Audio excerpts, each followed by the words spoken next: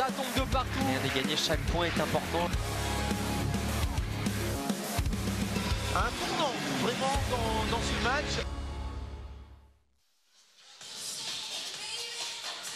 Relever la tête, rebondir sans trop tarder. Voilà tout l'enjeu de ce match de ce soir entre Sarrebourg et Cournon. Bonsoir et merci de nous rejoindre sur Moselle TV pour vivre ensemble cette 18e journée de Pro League. Une soirée handball sur Moselle TV en compagnie de monsieur Jean-Yves Schaff, le vice-président du club mosellan. Bonsoir Jean-Yves. Bonsoir Jean. Alors je résume rapidement la situation. Les jaunes et bleus ont été stoppés dans leur bonne série, 4 victoires consécutives. Le jeudi 8 février dernier contre Tremblay, le leader du championnat. Donc une défaite 32-23, somme toute logique à l'extérieur de Pluzé. Mais ce soir l'histoire est tout autre. Sarrebourg va jouer contre une équipe qui joue des coudes avec elle au classement, Cournon. Oui, qui joue dans la même division, hein. On soulignait que Tremblay c'était quand même le leader. Un club structuré de haut niveau. Cournon, c'est un club en construction, un club qui vient d'être promu, un club qui a bien négocié son début de championnat et qui, alors malheureusement pour lui et heureusement pour nous, nous a accueillis et offert une belle victoire qui était importante pour Sarrebourg. Donc ils auront sûrement l'ambition de challenger Sarrebourg et de récupérer les points perdus à l'aller. Pour revenir sur le dernier match contre Tremblay, pourtant le départ avait été canon avec un 5-0. Qu'est-ce qui s'est passé ensuite? C'est alors compliqué, je pense que sur la première mi-temps, on méritait sûrement de basculer avec un peu plus d'avance. Les Tremblaysiens ont été remis dans le jeu. Alors 15-14 à la mi-temps. Voilà, c'est ça, on mène d'un point. Je pense qu'ils sont remis en jeu sur des circonstances contestables. Et puis dans la deuxième mi-temps, dans leur rotation, il y a vraiment de la qualité. C'est-à-dire qu'ils maintiennent un niveau très élevé, hein, une intensité, une qualité de jeu importante au moment où nous, on s'essouffle. Et là, on a pris la foudre. Et dans cette perte de repère, on s'est laissé emporter par la bourrasque tremblaysienne. Alors on va jeter un coup d'œil au résultat de cette 18e journée de Pro League. 5 matchs ont eu lieu donc hier soir vendredi. Ponto a gagné à Nancy, Billers à Angers, Cherbourg a fait une belle opération à Célestat. Et concernant les deux rencontres qui nous intéressent un peu plus, Massy s'est logiquement incliné face à Tremblay, donc leader, le rouleau compresseur de Pro League. Et Valence a perdu également à Besançon, des résultats finalement assez attendus, logiques. Oui, il n'y a pas eu de surprise énorme, si ce n'est quand même la victoire de Cherbourg à Célestat. Donc on sent que Cherbourg va être un candidat solide au play-off, hein, un club qui se replace dans le milieu de tableau. Et puis on va dire les équipes du haut de classement ont fait valoir leur suprématie, à l'exception, il me semble, alors tu as dû dire de Frontignan, qui marque un peu le pas.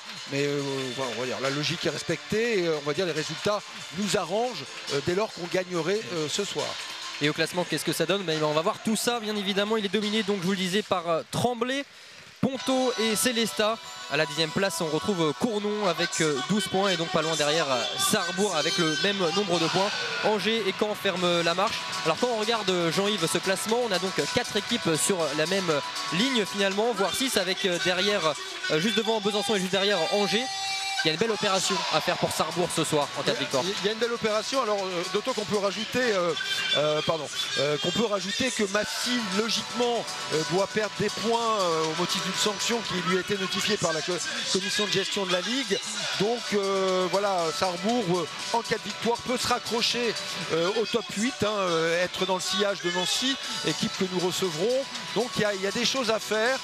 Beaucoup d'équipes, je pense à Billers, je pense à Cherbourg, lorgnent ces playoffs quand on voit qu'effectivement peut-être Nancy, Frontignan ont un petit coup de moins de B1, donc les clubs se donnent un peu plus d'ambition.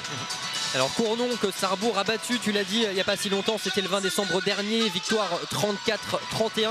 Alors quelle avait été la physionomie du match un petit peu, Jean-Yves, et les clés du succès jaune et bleu? Alors les clés du succès, c'est que Sarrebourg à ce moment-là de l'année est vraiment dans un vrai rebond de forme et a programmé sa sortie. Donc la programmation de sa sortie à Cournon, c'est une analyse et un travail vidéo avec beaucoup effectivement d'options stratégiques qui ont été prises tout au long du match par par Arnaud Calbry, notamment au niveau de la défense, des défenses qui ont perturbé les joueurs de la base arrière de Cournon, qui n'ont pas pu trouver des situations de shoot favorables.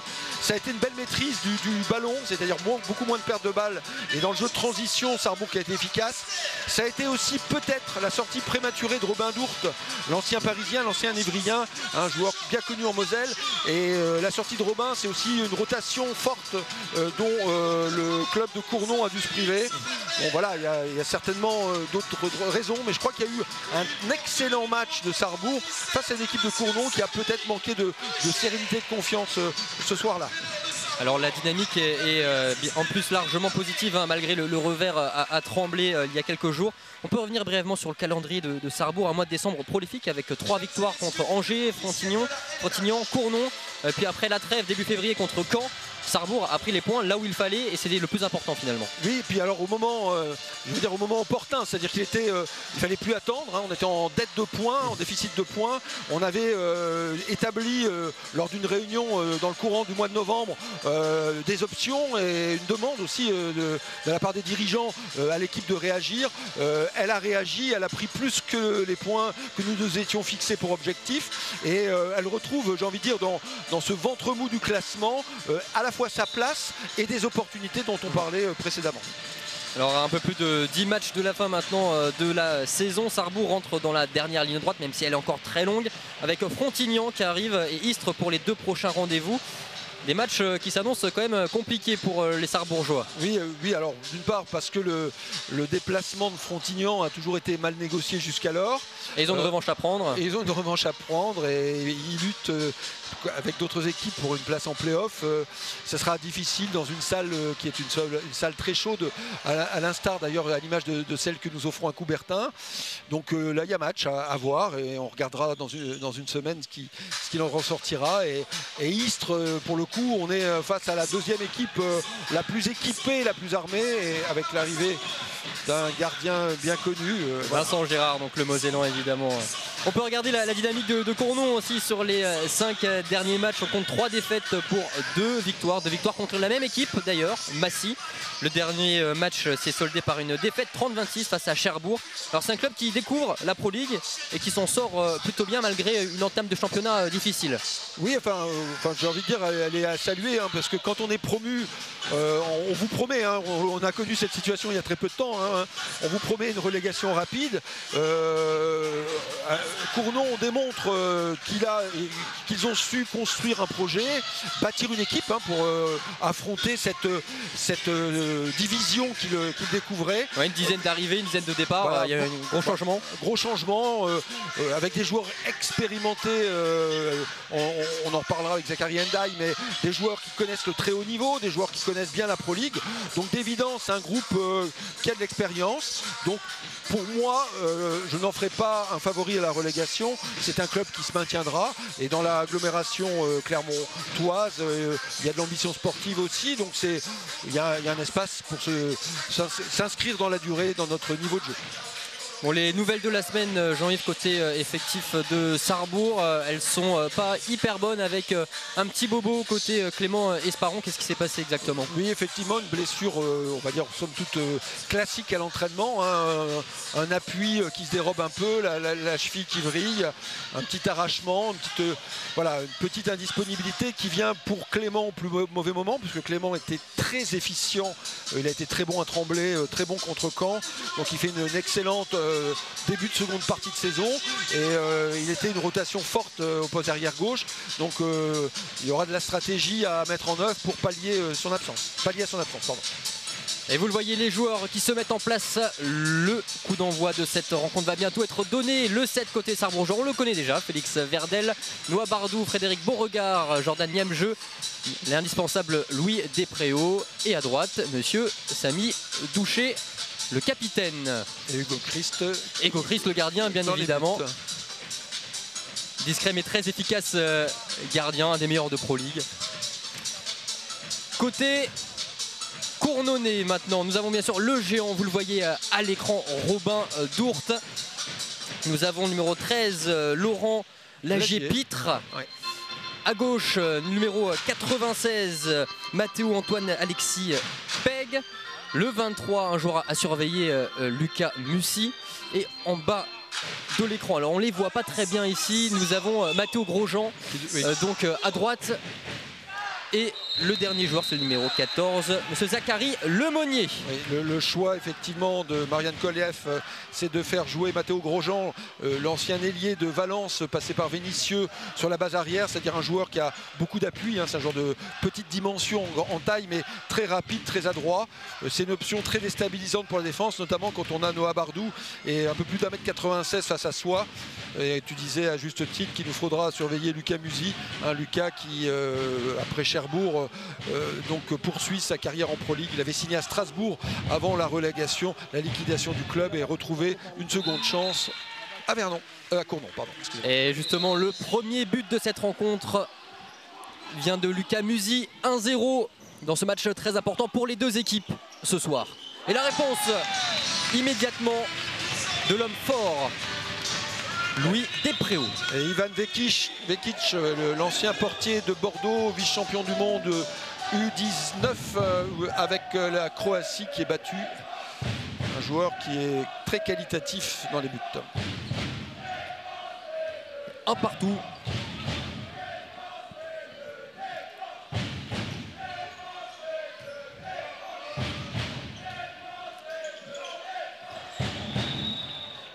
Un choc d'Ivrien, Laurent Lagier-Pitre qui se heurte à Jordan Yamjeu. Et pour le coup, il prendra 2 minutes. Ouais, je crains qu'il y ait une sanction de 2 minutes.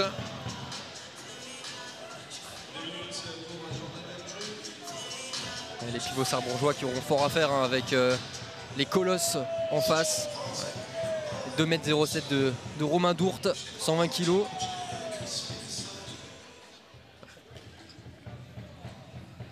Laurent Lagier-Pitre qui a été touché au visage par Jordan à la sortie du 1 contre 1. Vous voyez sur le ralenti là, la main qui traîne un peu.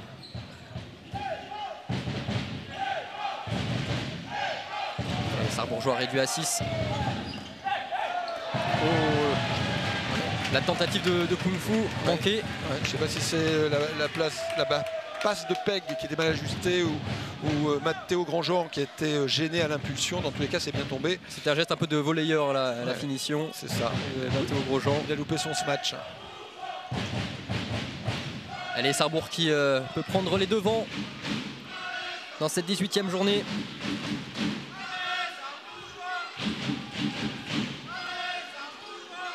Avec Baptiste Capel. Marius Randré-Yanceno.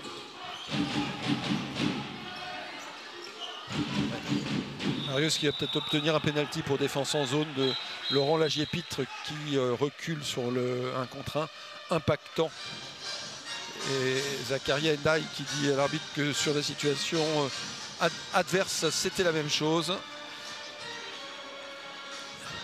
Et oui, j'ai de 7 mètres.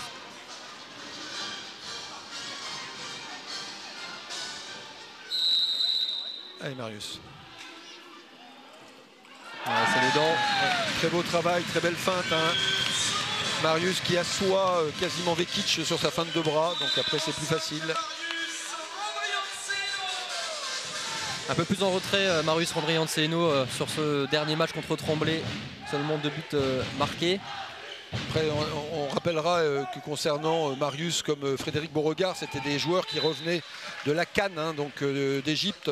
Donc on peut penser qu'après 15 jours de compétition et le voyage, le changement aussi bien sûr d'environnement, il y avait un contre-coup, donc je ne suis pas sûr que on va dire Marius n'avait pas retrouvé toute la force et la forme qui était la sienne avant de partir à la CAN.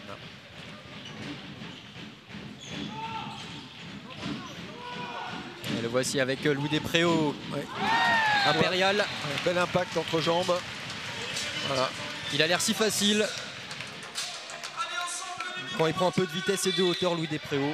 Surtout c'est une bonne gestion de l'infériorité numérique puisque voilà, hein, au scoring on est resté au contact et on avance en dépit de ce jeu avec un joueur de moins. Lemonnier qui trouve facilement le deuxième poteau avec beaucoup d'angles. Ça va vite. Égalisation, 3 partout.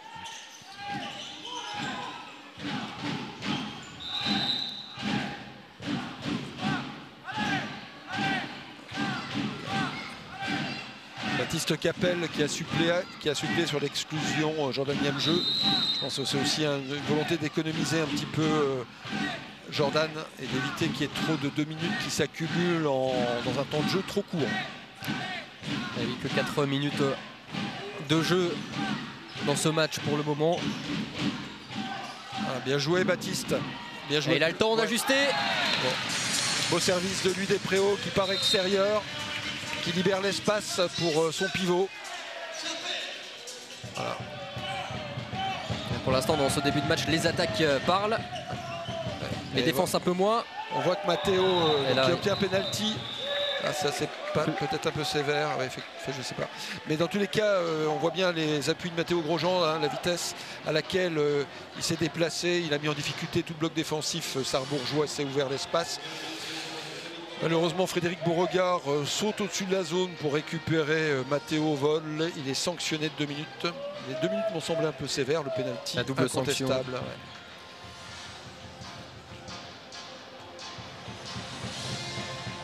Je pense qu'Hugo Christ va essayer de rétablir les choses. Et non, et non, très bon. Petite roucoulette inversée de Matteo Pegg. Le jeune ailier gauche cournonnais.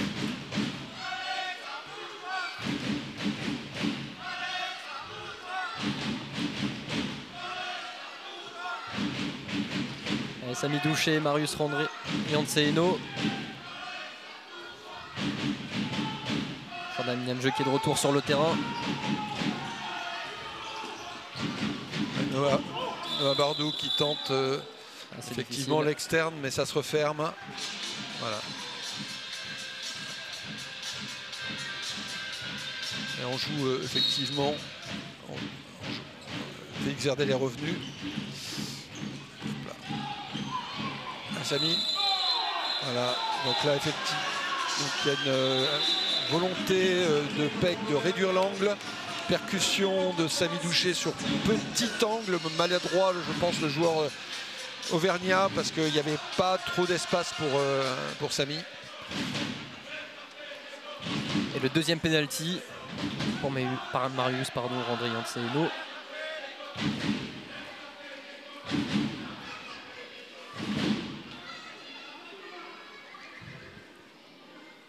Avec un silence abyssal. Et là, c'est l'arrêt d'Ivan Vekic. Vekic efficace, ouais. Très très efficace. Marius a essayé de le déplacer. Vekic n'a pas bougé, donc il a tenté de passer un petit peu au-dessus du genou. 1 sur 2 pour Marius. Dylan Grandjean, peut-être aussi Julien Cadel pourrait se présenter au tir de 7 mètres. Et là, c'est la réponse tout de suite d'Hugo Christ. Ouais, Matteo qui est un peu... Matteo Grosjean qui, pour le coup... alors on profite d'un retard à l'allumage de l'équipe de Cournon. Hein, j'explique pour les téléspectateurs, supporters du club auvergnat. Je crois que le changement avec le gardien de but a été très lent à se faire. Donc ça a permis à Noah Bardou d'ajuster de 30-35 mètres le but auvergnat. Voilà. Horace Cointin. Et ça rentre. Ouais. Quelques centimètres, mais ça rentre. Voilà. Et le jeu en transition avec Marius Randré Yanceno, Sarrebourg qui garde les devants. Voilà, dont on voit qu'il a retrouvé ses jambes, il n'y a aucun doute, si tant est qu'il les ait perdues. Tout à l'heure on faisait remarquer donc, pour Horacio Quintin, l'origine aixoise de Horacio, qui est Horacio le fils d'Éric, formateur hors pair du pôle, et puis surtout, on le rappelle, une des figures de proue des Barjots qui ont ramené à la France sa première médaille continentale. Qui est un aussi des peu nombreux joueurs à être à Cournon pour une deuxième saison consécutive, ouais, avec plus de 10 arrivées, je vous disais 13 au total à l'intersaison pour le promu. Et très très très beau scoring de l'ailier droit gaucher, efficace en diable, le jeune Lemonnier, à nouveau bien servi par Matteo Grosjean, ce qui maintient évidemment la Cournon au-dessus de la ligne de flottaison. Là, ils sont très bien entrés dans le match. La balle qui est perdue. Oui, tout à fait. Là, on a peut-être joué un peu vite. Et ça va en profiter tout de suite. Lemonnier qui met à côté. Il avait pourtant un boulevard là. Voilà, il a échoué sur son tir le plus facile, mais c'est souvent ce qui se passe. On est très concentré quand c'est compliqué. Et effectivement, là, quand on a beaucoup d'angles, on se questionne trop.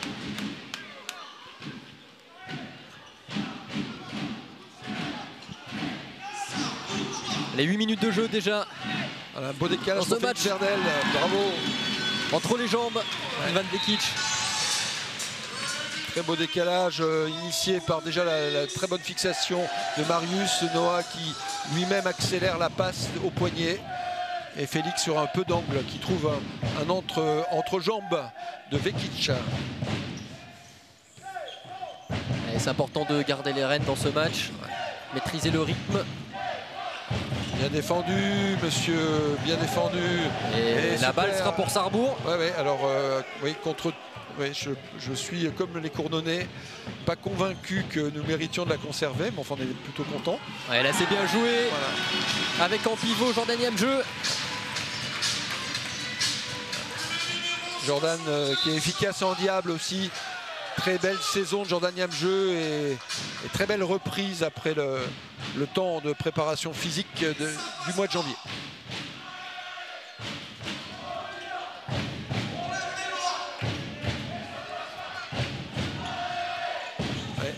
Ouais, là, sur à un contre-pied. Très habile Laurent Lagier là, sur un appui. Un beau shoot, très délié. Belle lecture aussi du positionnement du gardien. Et Noah Bardou.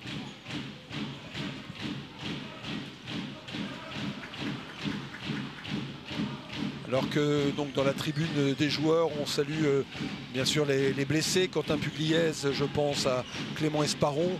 Je vois aussi l'ancien Lucas Limousin. Je vois Maxime Postal, les anciens Sarrebourgeois. Qui trouve une solution là dans un trou de souris. Ouais.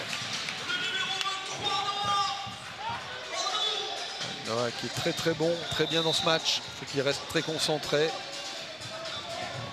qui ne se laisse pas ni impressionner ni déstabiliser avec Matteo Grosjean. Il aura affaire à un joueur qui va le mettre sous pression à chaque 1 contre 1. On est parti sur un rythme de presque 60 buts là, Jean-Yves. Il n'est pas impossible. Peut-être en sur-régime les deux équipes. Après les prolongations, il pourrait y en avoir plus encore. Match de NBA. Bon, NBA, ils arrivent souvent à 120 points. Et Lucas Musi qui fait parler la foudre. Ah, et là, c'est à côté pour Bardou. Ouais, qui s'enflamme peut-être un petit peu là pour le coup. Tir précipité. Et là, il faut être en place tout de suite. En défense. Voilà, la tête qui est stoppée. Dans tous les cas, le choix de Marianne Colef d'avoir repositionné Matteo Grosjean depuis quasiment le début de saison est très intéressant. On a un joueur d'impact, difficile à saisir. Lucas Musi qui lui aussi double la mise là. Qui est infernal. Ouais, là ça sent quasiment l'exclusion et je pense que Robin s'en tire bien. Le jeune papa qui était un peu en retard en défense.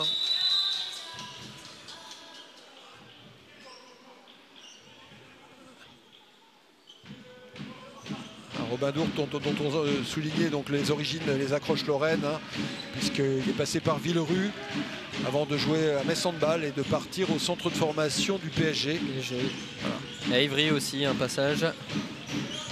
2 belles saisons à Ivry. Et il retrouve aujourd'hui, bien joué monsieur Samy Douchet. En deuxième lame. Ouais, une belle roucoulette. Et il retrouve avec l'UD Préau, on pourrait dire presque son camarade de chambre, puisqu'avec Edouard Kempf, l'UD Préau et Robin Dourte, on a l'ossature de ces joueurs qui font aujourd'hui avec Sadou Ntanzi à Paris les beaux jours du haut niveau, formés au PSG.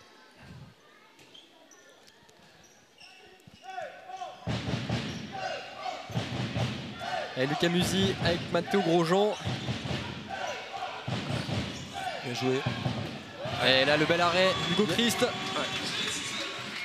Laurent Lagier-Pitre qui a été peut-être un peu pressé. Ouais, Louis Despréaux, il n'a pas le temps lui. Louis Despréaux, c'est un joueur pressé effectivement. Pressé de marquer de son empreinte le championnat de Pro League, d'amener son équipe le plus haut possible dans le classement. Il me semble qu'il trust le podium, un des meilleurs marqueurs de championnat, Louis Despréaux. En effet, il peut y avoir aussi une petite ambition personnelle de terminer sur une des tout hautes marches de ce podium.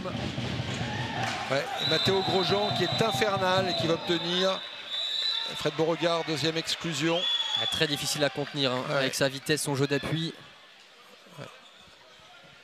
Effectivement, notre stratégie défensive va devoir évoluer puisque Fred prend sa deuxième exclusion. 13 minutes seulement de jeu, deuxième exclusion.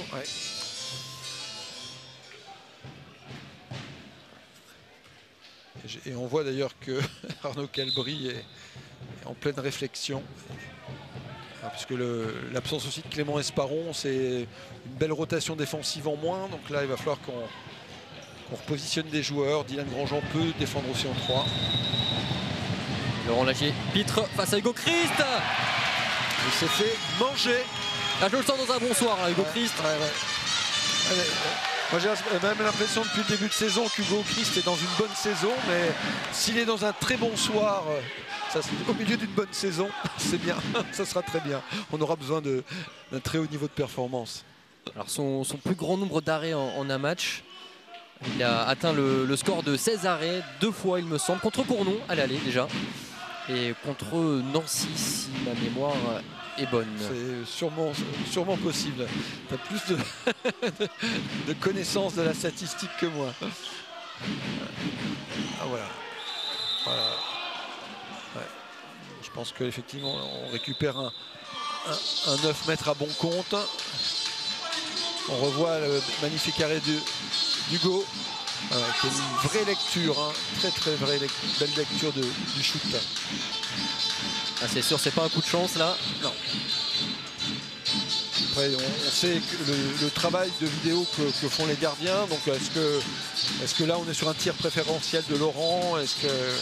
Dans tous les cas, c'était aussi un choc d'Ivriens, puisque Hugo Christ a été formé à Ivry, des joueurs qui se connaissent bien. Ils ont tous bourlingué dans le très haut niveau depuis maintenant près de 10 ans, ou un peu moins, et ils se connaissent parfaitement.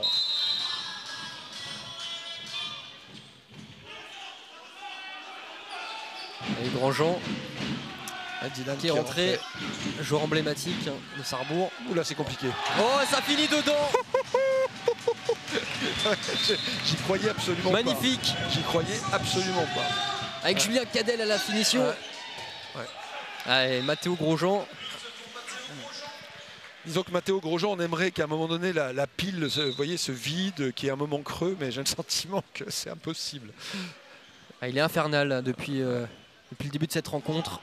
On va essayer de l'enfermer dans un box à la mi-temps pour qu'il nous laisse tranquille. Je ne sais pas si c'est autorisé, mais...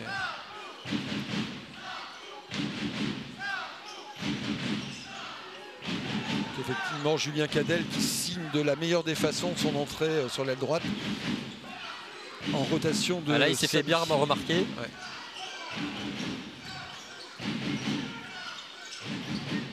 Louis Despréaux. Qui prend un shoot au contact, une bonne défense, pression défensive, il n'est pas en position. Et Ivan Vekic a fait un bon travail.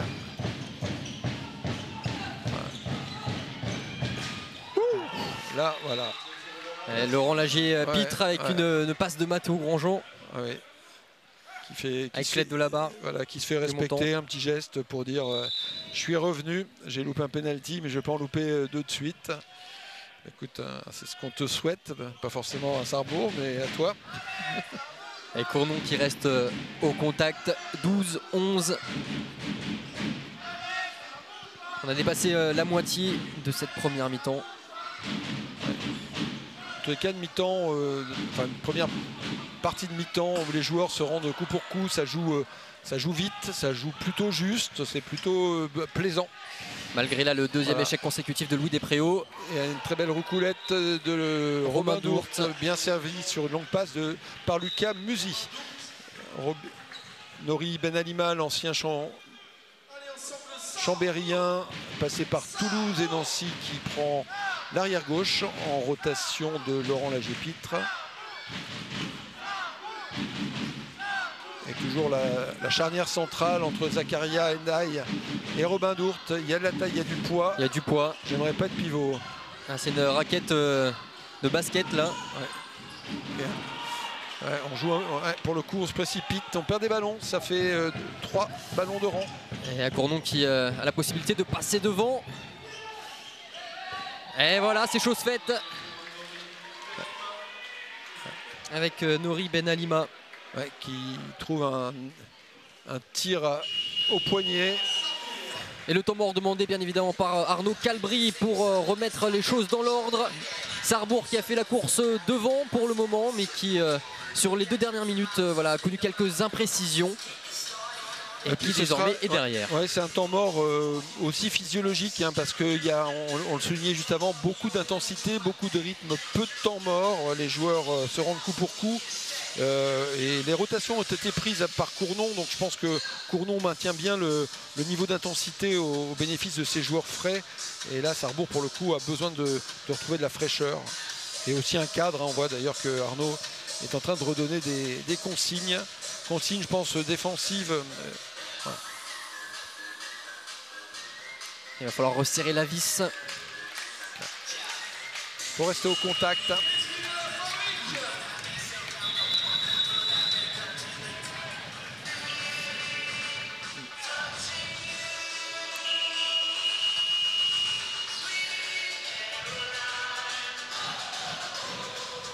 Avec toujours une belle ambiance hein, ici à Sarrebourg. Complexe Pierre de Coubertin. On en parlait avant le match avec Nori Benalima qui jouait donc à Nancy l'an passé, avec Robin Dourte qui avait joué quand il était avec Metz Handball en jeune à Sarrebourg et qui apprécie ces ambiances où tu as finalement un chaudron, beaucoup de bruit. Et ça se change quelquefois de salles plus grandes où tu as l'anonymat des 1500 spectateurs dans une salle à 5000. Ça fait un peu mort quelquefois. Donc,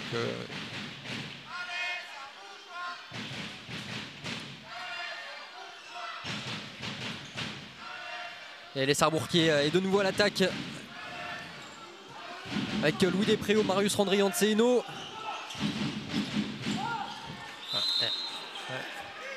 Il y a peut-être mauvais choix de Dylan parce que je pense que le décalage est sur l'aile gauche et il sollicite Jordan, mais il prend un peu Jordan à contre-pied sur ses appuis.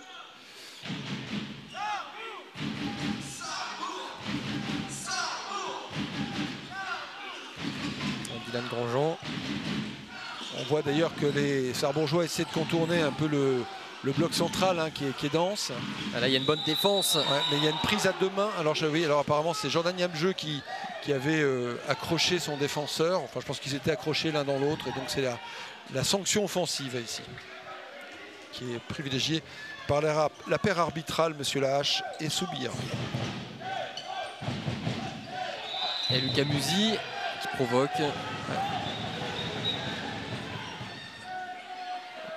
Musique qui me semble très asséché, enfin au sens vraiment une transformation là, par rapport à il y a 2 ans. Il est vraiment très prêt à aller au combat. Très beau joueur.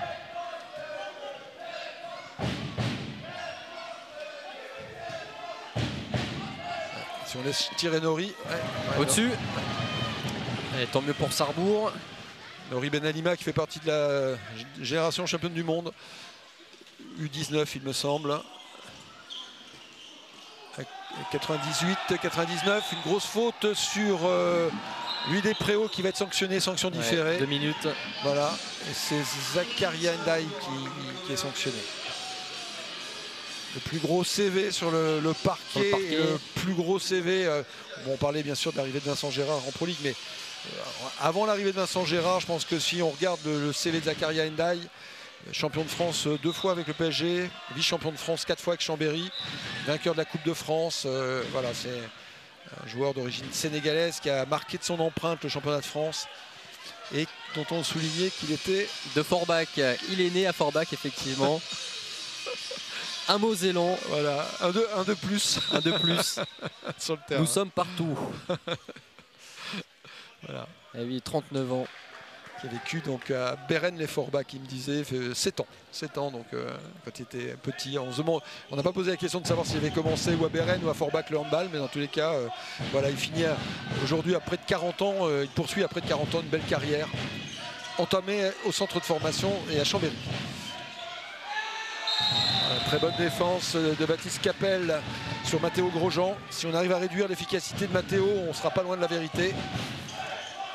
Un autre homme, Lucas Musi, qui fait un petit marché. Voilà. Et tant mieux. Ouais, le jeu rapide. Voilà, très bien joué de la part de Dylan Grandjean, qui joue exactement à l'endroit où Matteo Grosjean a posé le ballon.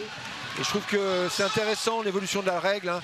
Les joueurs qui ne mettent pas la balle où est la faute, et ben tant pis, ils sont sanctionnés 2 mètres plus loin. C'est bien joué, ça nous a rapproché de la cible.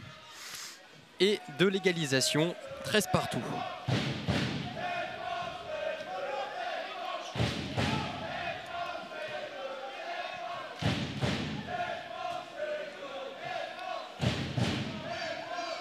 Coras Cointin, Lucas Musi. Matteo Grosjean. Oui, eh oui, là sur la trajectoire. Magnifique. Qui lance Louis Despréaux tout seul. Magnifique Dylan. Magnifique Dylan. Magnifique. Magnifique. Ah, 2 belles défenses. Ah ouais. Grosse défense, il récupère le ballon, il y a une faute sur lui, il est au sol, il sert parfaitement Louis Despréaux qui peut lancer la balle dans un but vide. Et le temps mort cette fois-ci est pris du côté de Cournon. Sarrebourg a repris les devants.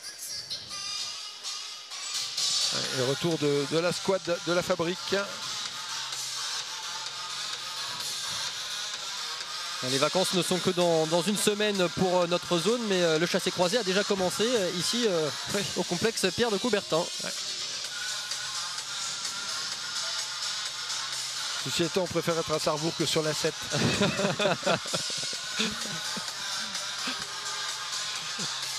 Et là, je rappelle, la victoire est très importante pour Sarrebourg, qui est au contact de plusieurs équipes au classement, dont Cournon, tous les deux à 12 points.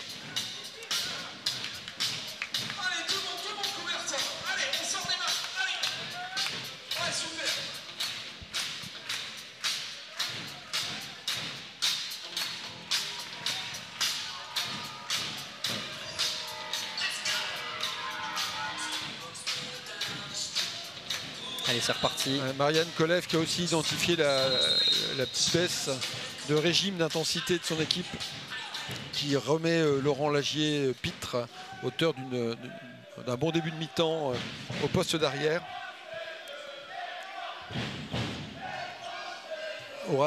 Horacio Quintin est toujours à l'aile gauche. Ouais, Laurent qui fait un peu le ménage. Ouais, et il n'y a pas d'autre rotation finalement dans l'équipe. J'ai pas vu si Ivan Vekic était toujours dans les buts, mais j'imagine que oui. C'est toujours lui. Ouais. Et Matteo qui marche 2 fois, je pense. Avant le débordement, le 1 contre 1, et après. Allez, il y a un bon coup à jouer là pour Sarrebourg. Ouais. Essayer de créer un petit écart avant la mi-temps.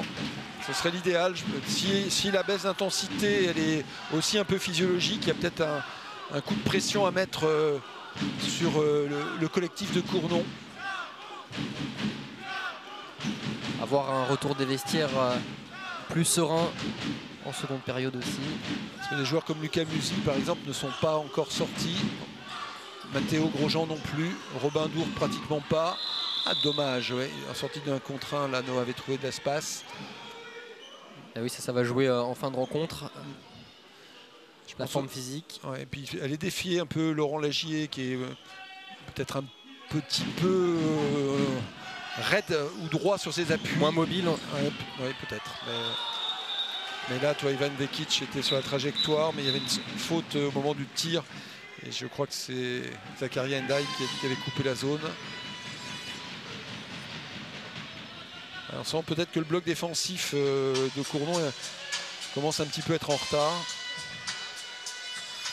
Et Dylan Grosjean se présente devant Ivan Vekic. C'était Lucas Musi qui avait coupé les... là. Ouais. Aïe, aïe, aïe, aïe. Aïe, aïe, aïe, aïe, aïe. Ah, c'est complètement, complètement raté. Ouais, il tente effectivement un Chabala, casse son poignet au dernier moment. Et ça, c'est une feuille morte qui doit passer sous la barre et qui est passée au-dessus de la barre. Occasion manifeste de prendre un peu d'avance qui vient d'être perdue.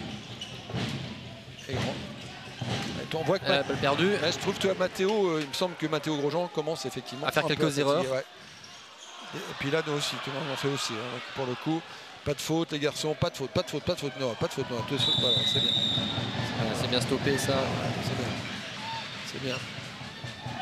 Voilà. Passage en force. Ouais, tu vois, on a beaucoup de fautes, hein, donc de déchets. Ici individuel, tu sens que les joueurs, Robin Dourte n'est presque pas sorti, donc tu vois, manque un peu émoussé. Voilà, c'est ça, tu manques un petit peu de lucidité. T'aimerais bien qu'à la 23e minute, ce soit déjà la mi-temps. Il reste encore 7 minutes et c'est long.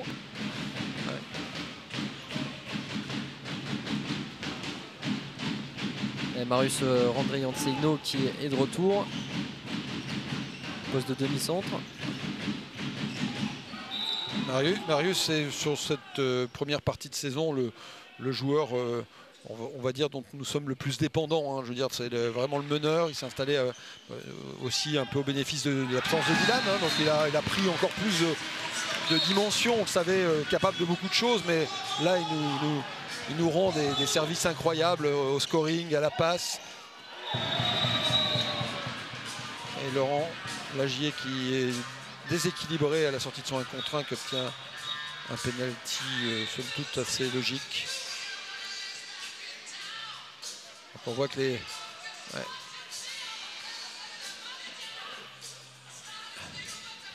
les joueurs se connaissent bien, se congratulent même quand ils ne jouent pas sous les mêmes couleurs. Et c'est notre ailier Matteo Peg, voilà, notre ailier gauche qui se présente. Allez, Hugo Christ, il a déjà arrêté un. Et le même, tu vois, la roucoulette inverse qui repasse à nouveau 2 fois. 15-14. Ouais, tu auras sûrement un changement de gardien sur le prochain face-à-face à 7 mètres. Noah Bardot que vous voyez à l'écran, le dernier buteur sarrebrugeois. Yvan Corchet qui est rentré en défense, qui permet la rotation dont Lucas Musi avait besoin. Qui avait souligné une belle performance d'Yvan Corchet au match aller. Effectivement, 5 réalisations pour lui. Tout comme Lucas Musi et Matteo Grosjean au match aller. 5 buts tous les 3. Noah Bardot qui a pris peut-être une petite claque là, à la sortie de la passe au-dessus de la zone. C'est pas grave, Noah. C'est le métier qui rentre. On dit.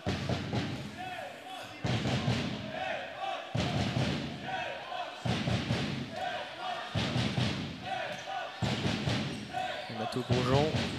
Il a vu l'ouverture tout de suite. Et là, Hugo Christ est sur la trajectoire. Matteo Grosjean, il ne faut pas lui en promettre. Hein. Dès qu'il a vu que Noah Bardot était peut-être en manque d'attention, c'est-à-dire pas orienté, le regard pas orienté vers lui. Il a fallu une demi-seconde. Voilà. Et il revient et il marque le but suivant. Intéressant ce que fait Matteo pour son équipe. Malgré un échec, il n'y a aucun problème de confiance. Le suivant, il est dedans. Voilà, son jeu de transition, Noah Bardot et Lucas Castel qui trouvent une solution rapide, elle fait du bien. Allez, c'est important pour Sarrebourg de rester devant. 16-15.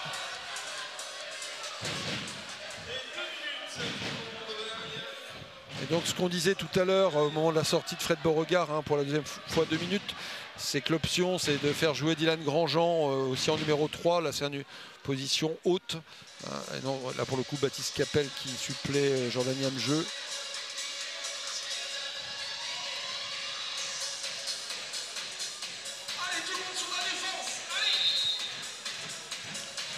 Frédéric Beauregard qu'on ne devrait pas revoir.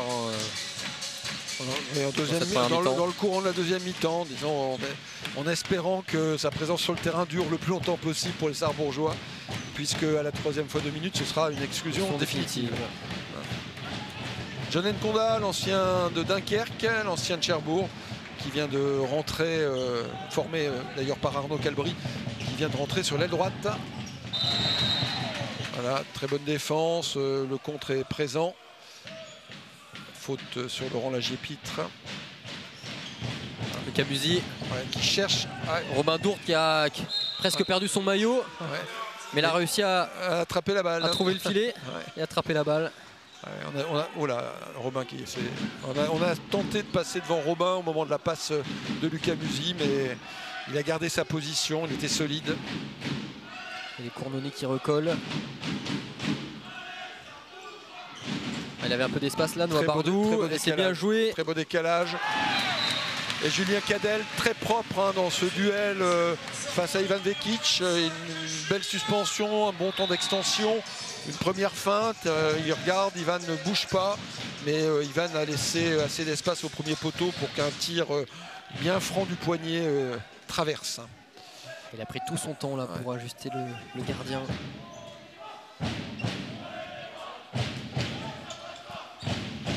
Là c'est bien joué, le jeu à 2 entre Mathéo Grosjean et Robin Dourte. Robin qui a fait son trou, c'est ce qu'on appelle le tourne-autour là sur une position. On isole le défenseur qui est Marius Randrianseno. Donc le match Marius-Robin, c'est un match déséquilibré du point de vue physique. Et Robin peut trouver beaucoup d'espace. Et là il y a une faute. Ah non, je l'aurais pas sifflé. Allez, deux arrêts pour Ivan Vekic. Baptiste qui est un peu accroché. Et Baptiste qui récupère le ballon et qui est légèrement accroché au moment du shoot. Donc il avait le sentiment qu'il méritait peut-être. Il cherche un peu les arbitres du regard. Il y a une petite faute. Si on a l'occasion de revoir cette action.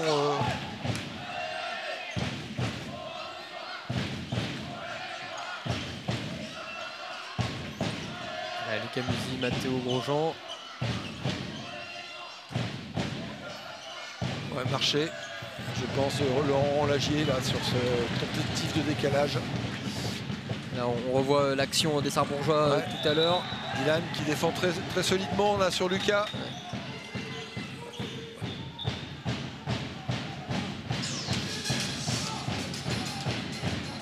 Les Cournonnais qui ont le ballon de +1 à 1 minute 38 de la pause. Et Hugo Christ, parfait.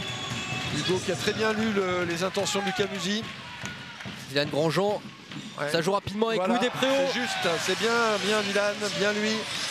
Voilà, attention, il faut se méfier de notre Mathéo Grosjean là, qui sollicitait l'engagement rapide auprès de Robin Dourte.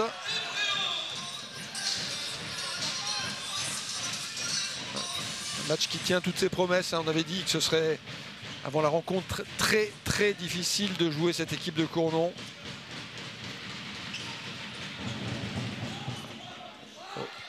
Laurent Lagier qui égalise dans l'intervalle extérieur. En gros travail encore de Mathéo Grosjean qui joue hors secteur, qui crée des équilibres sur nombre pour la partie gauche de son équipe. Laurent Lagier-Pitre servi dans l'intervalle. Le combat s'annonce rude jusqu'à la dernière minute. Surtout restez bien avec nous pour vivre cette 18e journée entre Sarrebourg et Cournon. Restez jusqu'à la dernière minute sur Moselle TV. Oh, et Louis Despréaux, on fire. Au-dessus de tout le monde. Pourtant, je pense que sur ce shoot, Ivan Vekic savait que, elle n'était pas loin. Que lui allait croiser. Ça passe près, mais ça passe. 8 secondes. Et il faut déclencher pour les Cournonnais. Peut-être Lucas marche.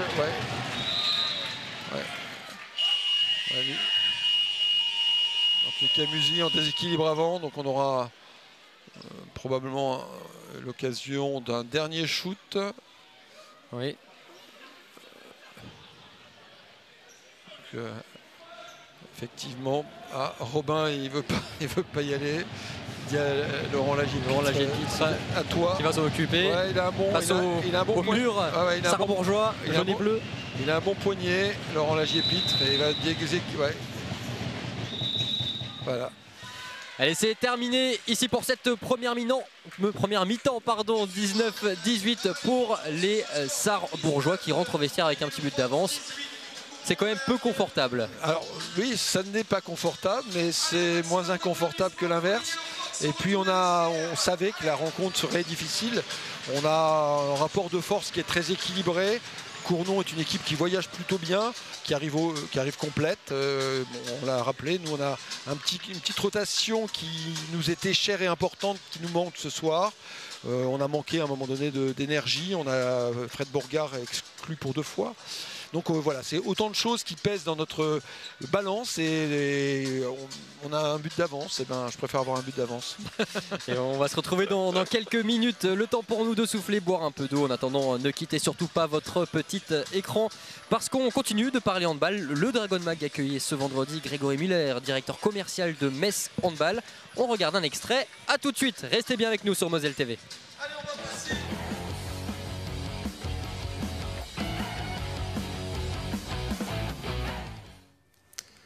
Bon, Greg, on va parler de divers sujets autour de Metz Handball. On va peut-être laisser un petit peu le sportif de côté, on l'a déjà bien dégrossi, mais on va parler de ce qui se passe tout autour. Metz Handball continue un petit peu sa transformation. On a connu des changements en tribune, on a connu des changements autour des tribunes. Cette année, il y a aussi une grande nouveauté, c'est la boutique qui a fait peau neuve, qui a changé au niveau des arènes. On a eu des ouvertures aussi cet hiver pour les fêtes. Et c'est vraiment un plus aussi avec une gamme qui est plutôt bien représentée en plateau d'ailleurs. C'était une volonté de pouvoir proposer aux supporters une possibilité d'acheter autrement, en tout cas d'adhérer à nos couleurs. On a échangé avec un partenaire sur qu'est-ce qu'il pouvait nous apporter, comment on pouvait travailler. L'idée, c'était de sortir de cette logique aussi de conteneur où on ne pouvait pas forcément voir les choses, les toucher. Donc on l'a utilisé de façon différente. Et aujourd'hui, c'est une vraie réussite. Outre le produit boutique en lui-même, ce qu'on a réussi à y mettre à l'intérieur aussi est plutôt sympa. Il y a cette nouvelle dragonnette qui fait fureur. Il y a un réassort de maillots assez régulier, alors même si pour certains ça n'est pas assez, mais on est aussi en train d'apprendre, en train d'avancer. On en vend beaucoup plus que ce qu'on en vendait. Donc le temps des réassorts, on discute aussi avec Kempa de telle sorte à pouvoir fonctionner autrement. Et puis demain vous aurez des nouveautés encore sur un ballon Metz Handball, étiqueté Metz Handball. On travaille sur d'autres produits, donc ça se passe très très bien de ce côté-là. Oui. Bon, une boutique c'est bien, mais si les arènes sont vides, ça ne marche pas si bien que ça. On peut aussi dire que les affluences sont plutôt intéressantes, même s'il y a eu ces matchs au complexe Saint-Symphorien qui ont un petit peu faussé la donne. Quand les matchs sont aux arènes, ça fait le plein et ça permet d'amener du monde et ça fédère aussi autour de cette boutique et de tout ce qui peut se passer autour. Cette année, par rapport à N-1, on est à 17% de remplissage en plus par rapport à l'année dernière. Donc on est dans la continuité de ce que l'on avait enclenché. La salle résonne, la salle fonctionne plutôt bien. On est sur des belles affluences. Alors oui, il y a ce paradoxe Palais des Sports où on va mettre de côté et on en est désolé. Et on espère que ça se reproduira le moins possible, voire plus du tout. Mais ça, c'est pas toujours dépendant de notre volonté. Ça se remplit bien. On est sur des belles affiches. Les gens viennent vivre vraiment un spectacle tous ensemble. Ils viennent soutenir l'équipe de façon importante. On l'a vu aussi à Nancy. On a réussi à Nancy à amener 4640 personnes pour être précis. Donc c'est même plus que ce qu'on peut faire aux arènes. Sur un match où on avait le FCMS qui jouait un match important pour eux avec Lorient de l'autre côté. Donc on a une vraie communauté, des gens qui s'identifient aux couleurs, aux valeurs. On travaille bien avec le comité de Moselle, on travaille bien avec la Ligue Grand Est de handball. On a une belle synergie aujourd'hui et on espère que ça va bien continuer. Tu évoques le match à Nancy, alors on a pu en parler un petit peu la semaine dernière dans l'émission, mais c'est vrai que c'est pas transparent comme opération, c'est quelque chose qui demande de l'investissement, de l'énergie, des bénévoles. Vous y avez laissé un peu d'énergie dans cette affaire. Ouais, on a laissé un peu de plume, on est encore un peu en souffrance. L'énergie, elle a été un peu impactée, enchaînée 3 salles différentes en une semaine, passer d'une configuration aux arènes, une configuration à Gentilly et une configuration Palais des Sports avec tout ce que ça générait parce qu'il y a le SLUC Nancy, il y a le Nancy Handball. Donc tout le monde, en termes de bénévoles, en termes d'intérim, en termes des équipes, tout le monde a énormément donné et c'était super parce que à chaque fois on a fait des belles victoires et des belles affluences. C'était important de bien faire là-bas. L'année dernière, si on prend des proportions, à Nancy on est 2200 personnes. Là aujourd'hui on est 4006. Donc on a aussi travaillé différemment. C'est un match qui est arrivé aussi différemment dans la saison. Quand il arrive au mois de septembre ou au début octobre, c'est pas pareil que d'avoir un match qui arrive au mois de février. Donc on a le temps de le travailler, on a le temps d'enchaîner les choses différemment. Alors c'est pas pour autant qu'on veut retourner à Nancy, hein, bien évidemment. Si on peut rester dans nos arènes, ça sera très bien. Par contre, on a su aller chercher des leviers un peu importants pour nous aider à remplir. Des clubs des Vosges sont venus, des clubs de Meuse sont venus, donc c'était une belle fête. Entendre ici c'est Metz à Nancy, c'est toujours un truc un petit peu spécial. C'est toujours un petit plaisir personnel en tout cas, même moi. Exactement. Thomas, une question. Développer les produits dérivés, est-ce que c'est, on va dire avant tout, dans l'air du temps pour un club professionnel? Est-ce que dans un contexte aussi où tout coûte un petit peu plus cher, notamment maintenir une activité de handball professionnel, maintenir une équipe top niveau européen, c'est un levier supplémentaire aussi pour pouvoir rester dans la course. Est-ce que ce paramètre-là aussi, il est important? Il est très important. Aujourd'hui, ça fait partie d'une stratégie globale. En fait, les gens aujourd'hui, quand ils viennent aux arènes, il faut qu'ils puissent accéder déjà d'une façon assez simple à la salle, d'accéder à la billetterie, d'accéder à une boutique, d'accéder à une buvette, développer des leviers, faire que les gens s'identifient à des couleurs, s'identifient à des produits marketing et de merchandising. C'est un ensemble de choses. On voit beaucoup de jaunes dans les arènes, on voit des maillots un peu différents, on a aussi un peu des stratégies autour des joueuses. Il y a des joueuses qui vendent des maillots, on n'a même pas le temps de les avoir, qui sont déjà vendus. Donc on a une vraie enveloppe marketing, merchandising qui doit se mettre en place, dont l'outil boutique. On arrivait un peu au bout de l'histoire de ce conteneur qui nous a énormément aidé, mais qui fait qu'aujourd'hui il fallait passer à autre chose. On a mis aussi ces chariots qui sont capables de tourner un peu au niveau des arènes dans les coursives pour désengorger la boutique de temps en temps. Je pense que ça fait partie d'une enveloppe globale, d'une vision globale que l'on doit avoir.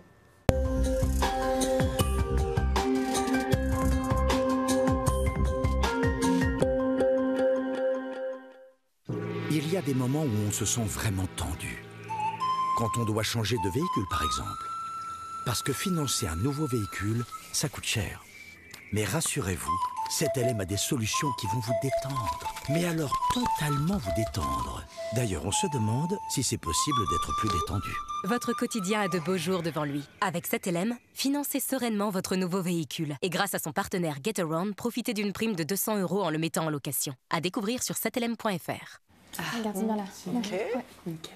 Bonsoir. Oula. C'est censé être un tuto de grand-mère normal. C'est ça qui cartonne sur les réseaux. Ok, vas-y. Dis bonjour, mamie. Bonjour, mamie. C'est pas gagné.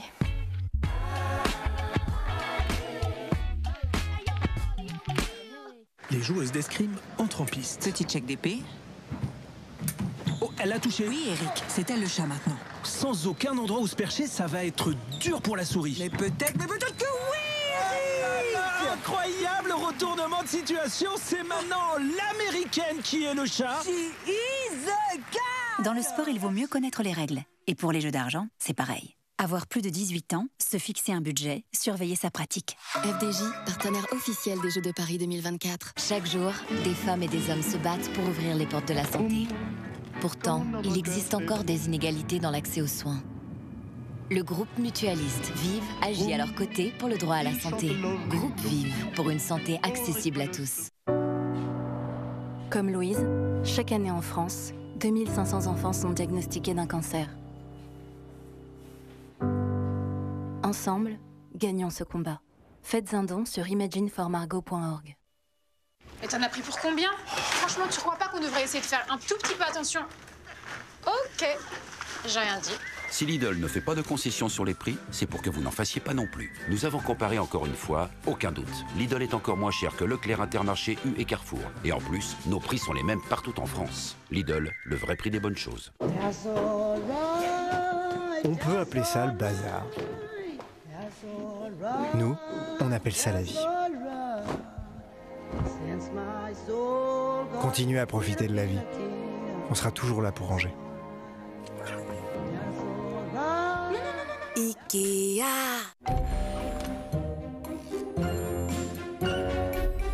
La fibre arrive à votre porte, chez elle, chez lui aussi, et même chez elle. Et si c'était chez vous?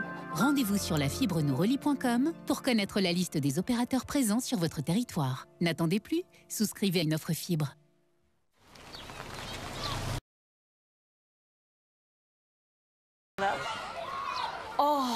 Comme elle est belle. Merci.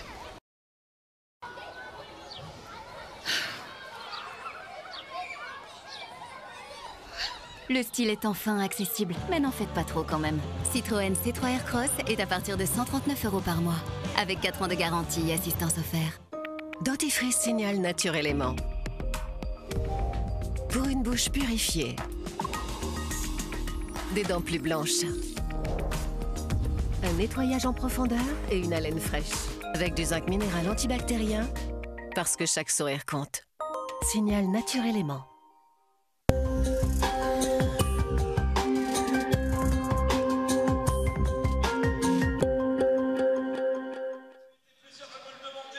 Et vous êtes toujours sur Moselle TV pour suivre Sarrebourg-Cournon, la 18e journée de Pro League. Alors vous le voyez, il y a Clément Esparon juste à côté de moi. Salut Clément. Bonsoir. Alors avant de te poser quelques questions, je termine une petite parenthèse sur Metz Handball qui jouait en cette fin d'après-midi ce samedi en Ligue des Champions face au FTC Budapest et qui a gagné 25-24 et qui est donc qualifié pour les quarts de finale. On reviendra bien sûr sur cette qualification dans le Dragon Mag vendredi à partir de 18h30. Clément Esparon, je suis à toi. Alors un petit retour sur cette première mi-temps. Qu'est-ce que tu en as pensé? Sarrebourg a quand même maîtrisé le rythme d'une manière générale. Ouais, le rythme, je trouve qu'il est plutôt maîtrisé. Après, en défense, je trouve qu'il y a quand même pas mal beaucoup de buts. Enfin, il y a beaucoup de buts. Donc, il y a quelques réglages à faire, surtout sur les extérieurs. Après, on monte quand même pas mal les ballons et on se trouve bien en attaque, je trouve. Mais je pense que le réglage, là, il a à faire en défense, où on va resserrer un peu et ça devrait le faire, je pense. Alors toi tu es absent pour cette rencontre, explique un petit peu à nos téléspectateurs qu'est-ce que tu as. Donc j'ai une petite entorse sous le pied, donc rien de méchant quand je me faisais un entraînement mardi. Donc reprise la semaine prochaine, progressive, et normalement ce sera ok pour le match contre Frontignan. J'imagine que c'est frustrant hein, de voir ses coéquipiers jouer sans pouvoir les aider finalement. Ouais, c'est un peu frustrant là, surtout que je me sentais vraiment pas mal. Donc ça va, c'est pas une longue coupure, je vais essayer de revenir rapidement et au top et j'espère que ça va le faire. Alors tu es arrivé cet été à Sarrebourg, le début de saison a été compliqué, cette défaite consécutive. Ouais.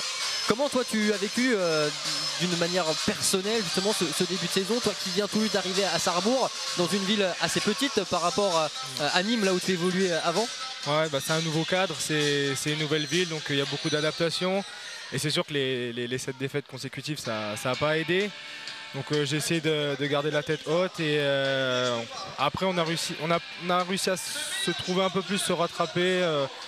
On jouait mieux ensemble et depuis le mois de, je sais pas si je me trompe, octobre, novembre, c'est un peu mieux. On a eu fin novembre, ouais. Première victoire et à partir de là on est resté dans le même cadre et ça va beaucoup mieux depuis, là, collectivement c'est bien. Avec une belle série de 4 victoires consécutives.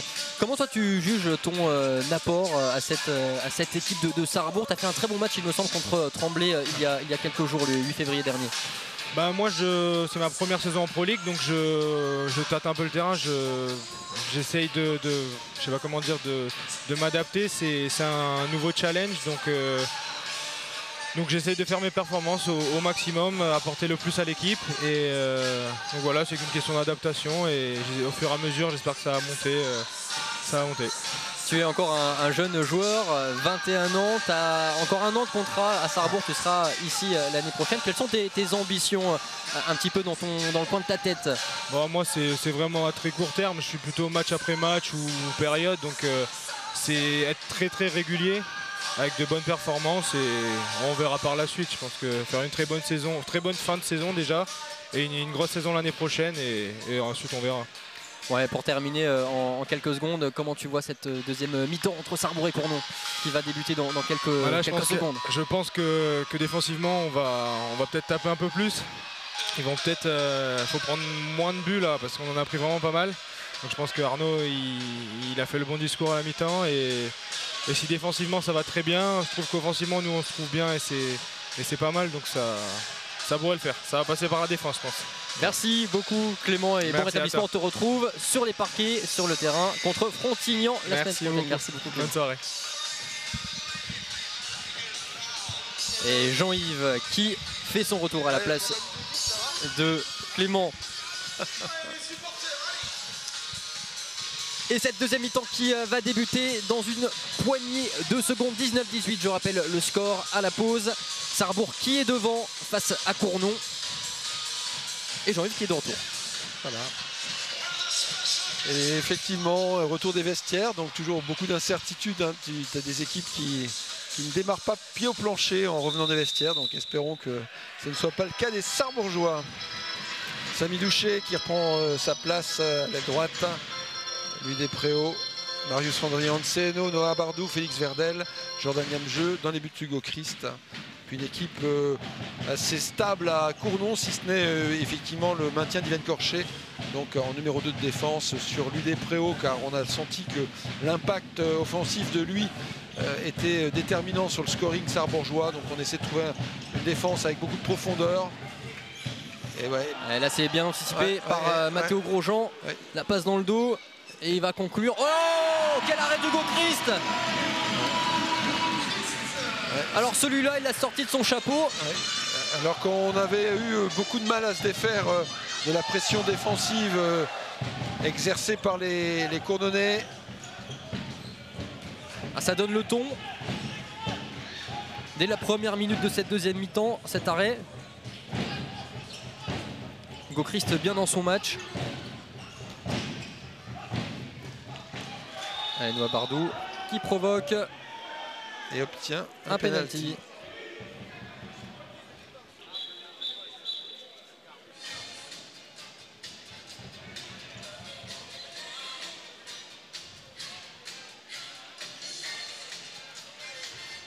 Allez, peut-être pour concrétiser cette bonne séquence avec l'arrêt d'Hugo Christ. Et maintenant peut-être le but de Félix Verdel. Ouais, bien Félix. Super. L'international luxembourgeois là, qui a eu beaucoup de sang-froid. 20-18.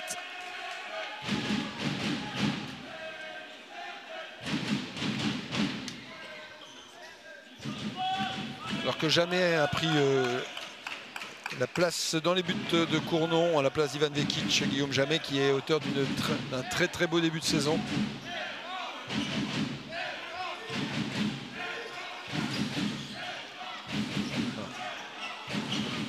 Laurent qui a du mal, là Gépitre hein, qui a un peu du mal là, je pense un peu qui ralentit le jeu et qui prend un shoot casse-croûte.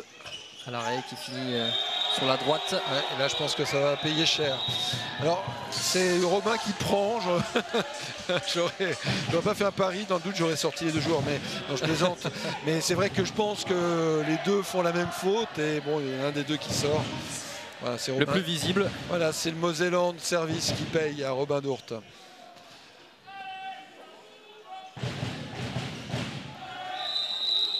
Et à Thionville, formé à Villerue, Metz Handball, beau l'espoir de Pont-à-Mousson, centre de formation de Paris. Noah Bardou, l'Ivrien là, qui aurait peut-être pu être patient, on était en supériorité numérique, Noah. Et premier arrêt de Guillaume Jamais. Ouais, il faut faire fructifier. Bah oui, c'est 2 minutes. Tu as une occasion de plus 3. Voilà, c'est important peut-être de trouver une situation de shoot d'abord moins rapide peut-être et puis plus franche. Voilà. C'est sûrement là que les jeunes joueurs doivent progresser. Ah, tu vois, il y a une fixation de Marius. Oui, allez, la balle est récupérée. Voilà. Il est seul. Et là, sans trop de difficultés, Noah Bardou. Ouais. Noah qui a raison et il assure le coup. Et on sent qu'il y avait un peu l'agacement du tir de tout à l'heure. La volonté aussi de porter son équipe à plus 3. Et il a failli rentrer lui-même dans les cages, Noah Bardou.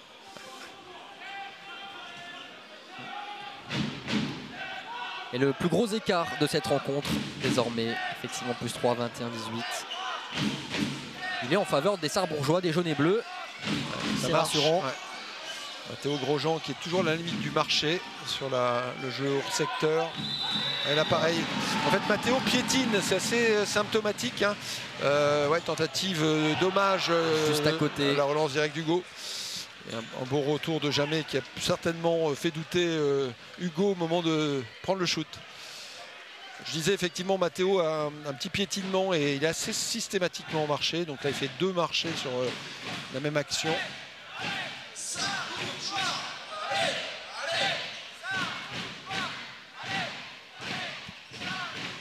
Un joueur qui a 2 poumons de cœur, hein, puisque c'est le joueur qui ne sort pas dans le collectif. Et oui, il est toujours là, et regardez, c'est encore lui. Non, c'est une faute offensive de Zakaria Ndiaye qui est sifflée là sur un bloc.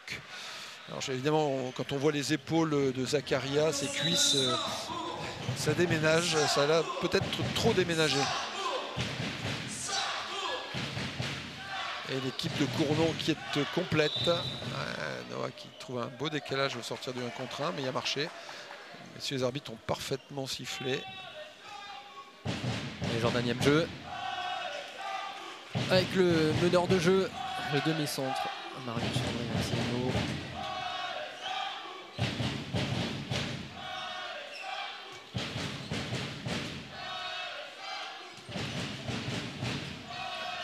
Et Louis Despréaux, Noah Bardou. Il va falloir trouver une solution. Le tir à la hanche là qui est pas passé. Oui, on était en panne de solution, hein. Les joueurs avaient croisé, lui était hors secteur, un peu le sentiment que le bras allait se lever. Bon, il n'était pas encore levé, mais on a tenté un shoot très compliqué dans une situation défavorable. Nori Benalima qui reprend l'arrière gauche, John Nkonda à l'aile droite.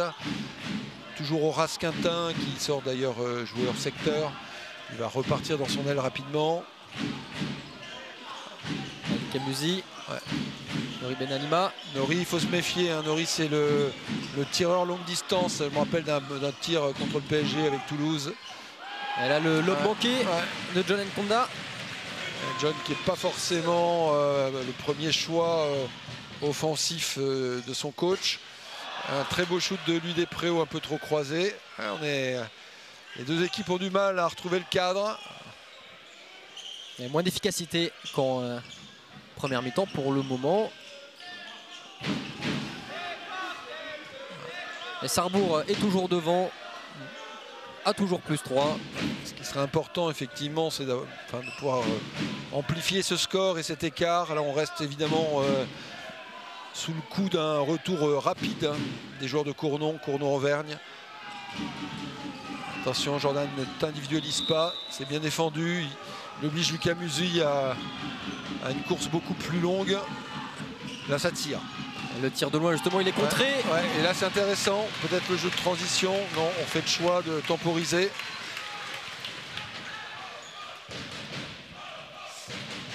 Là c'est bien décalé sur Félix Verdel. Félix qui est très serein là au premier poteau. Très bien servi par Noah Bardou. On a ce temps de fixation, temps fort de Marius Andrianseno. Noah sur un appui qui fixe et accélère la passe dans le mouvement. Ce qui ne donne pas l'occasion. L'ailier est venu fermer sur Noah qui arrive plein pot et il ouvre l'espace pour Félix Verdel. C'est très bien joué. Et un petit matelas qui commence à se créer pour les jaunes et bleus au score. Le Camusi, oui, un beau coin long. Très beau shoot de l'arrière demi-centre auvergnat.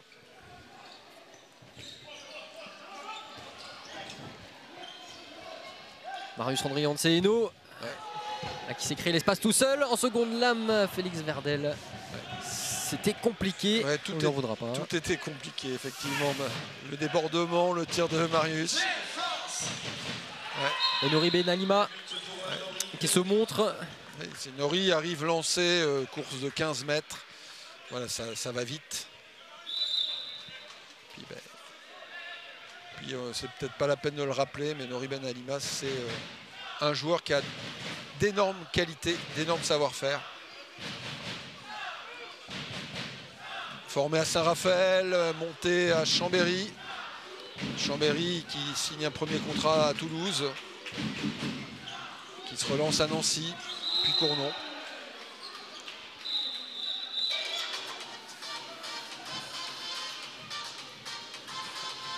Noah, faut pas s'énerver. Je pense qu'il y a déjà un petit peu de tension là. Il faut rester serein. Il va y avoir de plus en plus de la tension au fil des minutes. Surtout si on ne se rend pas le match facile. Et là, pour l'instant, depuis le début de la rencontre, enfin de la seconde période, on a rendu énormément de ballons. Et il ne faudra peut-être pas trop en promettre au Cournon-Auvergne. Handball.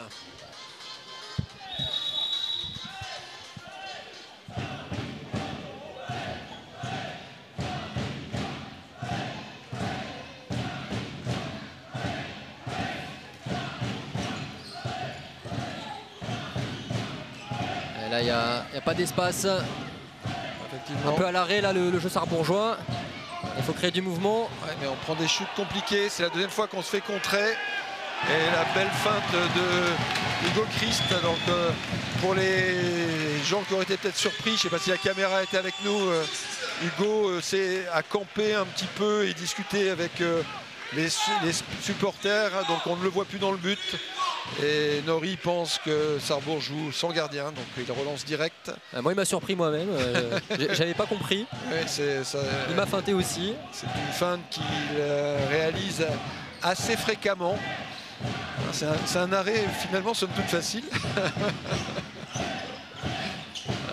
Oui, Marius, c'est bien. Marius qui vient défier la charnière et qui y a mis la tête. Et quand on voit Zakaria Ndiaye et Robin Dourte, les anciens parisiens, on n'a pas envie d'y aller. Allez, là, on sent que la défense de Cournon est très très solide. Plus dur dans l'impact. Et là, le bras est levé. Yann Grandjean, accroché. Robin va prendre 2 minutes. Robin prend 2 minutes. Là pour le coup, alors est-ce que c'est Zakaria qui se désolidarise de Robin? Robin est isolé. Dylan a vu l'espace entre Zakaria Ndiaye et Robin Dourte. Il y a mis la tête. Robin y a mis le bras. Et donc les 2 minutes sont légitimes et le jeu de 7 mètres aussi.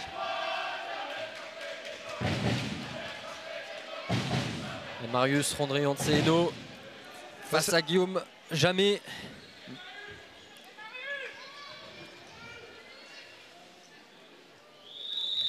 Et il y a 1 sur 2 sur l'exercice ce soir. Et 2 sur 3. Important. Important ce but. Nous étions à la peine depuis 10 minutes. Donc les occasions qui peuvent sembler faciles, il faut les mettre parce que une rotation avec Yven Cochet qui va jouer pivot en attaque à la place de Robin exclu. Et pour le coup, le but de Cournon est libre, donc ne pas hésiter. Là, Lucas Musi, encore efficace.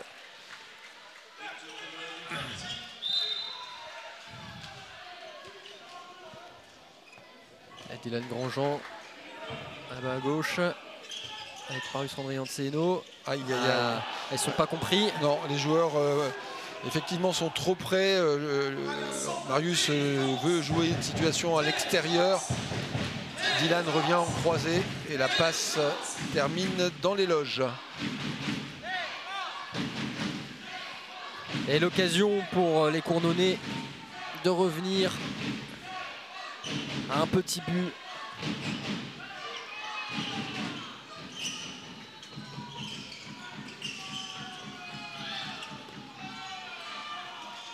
Et ce malgré leur infériorité numérique. Heureusement c'est à côté. Oui, tir forcé. Croisé, trop croisé, tant mieux. Allez. Ça c'est bien joué. Oui, Félix, c'est bien joué. Félix y est allé. John Nkonda est sanctionné. Alors bon, voilà. Beau travail de Marius Rondrian-Tseno. Qui sert Félix Verdel. Et on voit que rien n'est facile, parce que pour obtenir ce penalty, tu vois, Félix Verdel va devoir sortir. Il a pris un coup de coude où il s'est fait mal à la réception, je ne sais pas. Par contre, il faut profiter de cette supériorité numérique absolument. Eh oui, encore une fois. Psychologiquement, il a pris le dessus. Ici, c'est le patron. C'est le patron, Marius Rondrian. Il est chez lui. Tout à fait. Le joueur réunionnais a planté sa tente, planté des racines.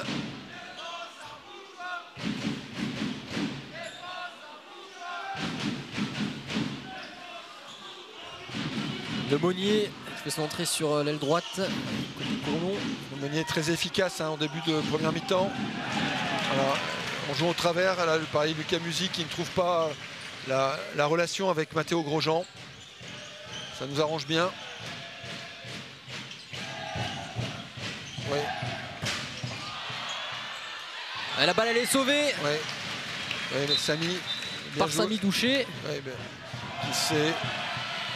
Samy qui s'est mué en gardien de but.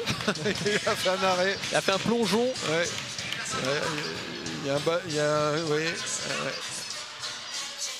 ballon important. Ouais. Le Monnier et Lucas Castel qui parlent de leurs prochaines vacances. Ouais. C'est sympa.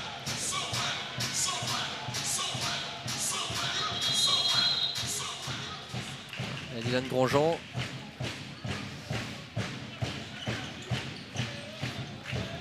Julien Cadel qui supplée sur la base arrière lui des Préaux. Julien, regarde Julien. Ouais. Ah oui, c'est bien vu. Oui. Quel Dylan enfer, Grosjean. quel enfer. Une passe qui doit reprendre ses marques face au but. Lui qui revient d'une longue blessure. Julien qui avait trouvé une passe au cordeau alors qu'il était à la limite du marché. Donc Julien regarde aussi devant lui, il y a de la place, il a des appuis, il va très vite. Au moins, j'irai aussi vite que Matteo Grosjean avec un registre de jeu différent sûrement, mais il faut qu'il exploite sa vitesse au 1 contre 1. Ouais, attention, pas de faute. Grosjean le voilà avec Camusi. Voilà, Fred Beauregard qui est revenu dans la défense sarbourgeoise. La bonne défense là. Grosse défense. Nori Ben Alima pris dans le trafic. Robin Dourde qui est revenu aussi à porter ses plus de 2 mètres. Il va falloir shooter pour les Cournonnais, pour les Dragons. Ah là là. Et Hugo Chris qui reste dans ses appuis plantés là. Ouais, et il ne peut rien faire. Ouais, je crois qu'il attend le tir croisé de Nori. Et pour le coup, très beau shoot décroisé. Et on le revoit. Et oui, un peu surpris là, Hugo Chris. Tu vois là, au niveau des appuis, il est sur les talons. Et quand tu es sur les talons, tu n'interviens plus.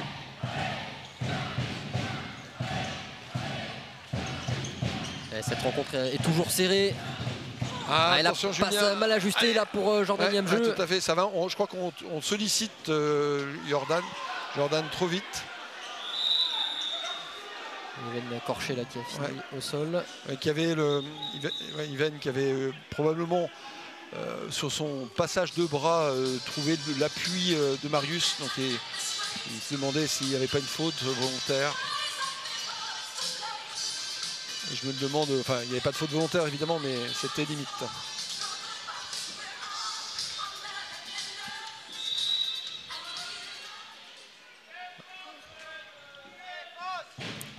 Allez, les Sarbourgeois vont avoir besoin de leur public, comme toujours, pour les pousser, pour les mener vers la victoire.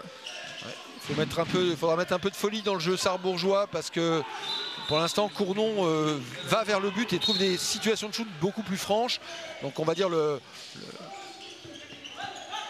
Voilà. Pas une belle chute là de Dylan Grosjean. Qui est déséquilibré effectivement par le Zakarian Daï sur le flottement. Donc on a Noah Bardou qui va rentrer. Effectivement la rotation Julien Cadel à l'arrière droit n'a pas été convaincante sur cette situation. Noah, on retrouve l'équipe, je pense que Julien va revenir sur son aile en espérant qu'il n'ait pas perdu de confiance dans ce temps de passage à l'arrière. Oula.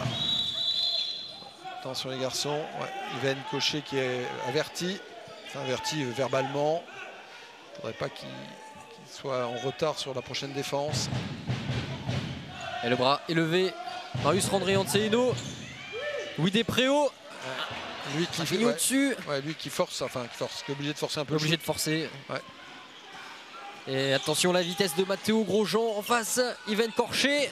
pour débloquer son compteur. Et Hugo Christ qui réalise un stop importantissime. Là. Et qui réclamait presque 2 minutes puisqu'il avait le sentiment que qui lui donnait le sentiment que le shoot était au niveau du visage. On va regarder ce shoot, mais je crois pas. C'est plutôt entre le visage-épaule.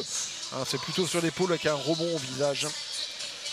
Et un temps mort ici au centre sportif Pierre de Coubertin. Sarrebourg est devant 24-23 d'un rien. La fin de match s'annonce très tendue, irrespirable pour deux équipes qui sont collées au classement et au coude à coude. Pour qui la victoire est très, très importante, avec des gros rendez-vous pour les deux équipes dans les prochaines semaines.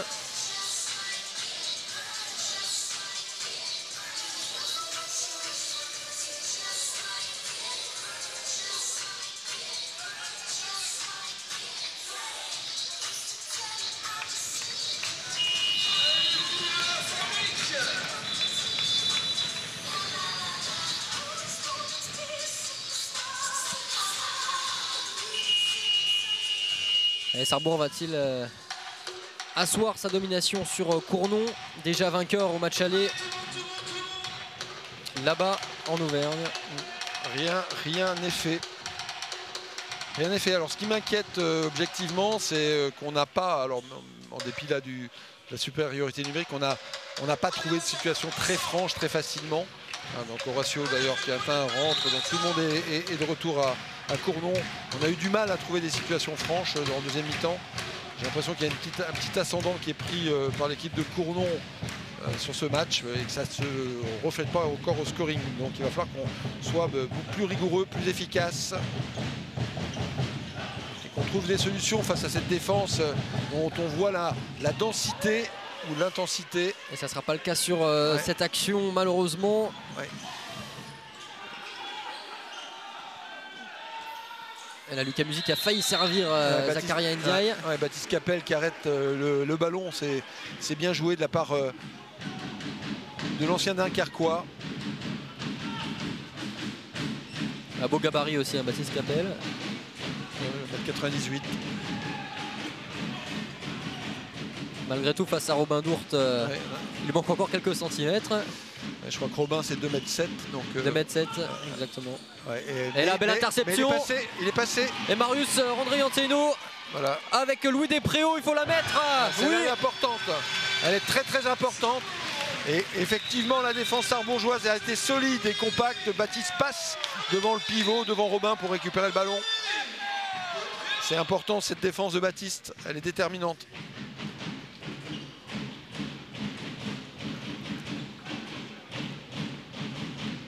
Et toutes les actions là vont valoir de l'or.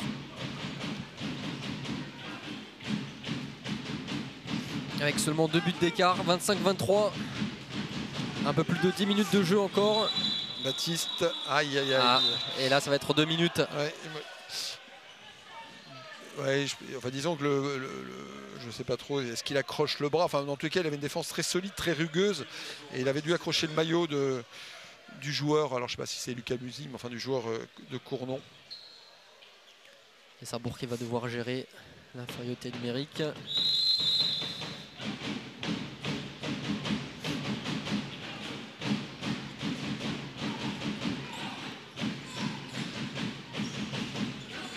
Et Lucas Musi avec Matteo Grosjean. Un extérieur bien exploité par le joueur de Cournon. Encore une situation franche là obtenue.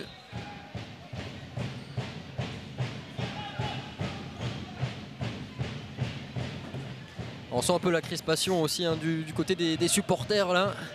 Oui, parce qu'on ne se détache pas. On voit bien la difficulté dans laquelle l'équipe de Cournon met la volonté sarrebourgeoise. On est dans le doute. On ne trouve pas de situation facile. On joue en infériorité maintenant.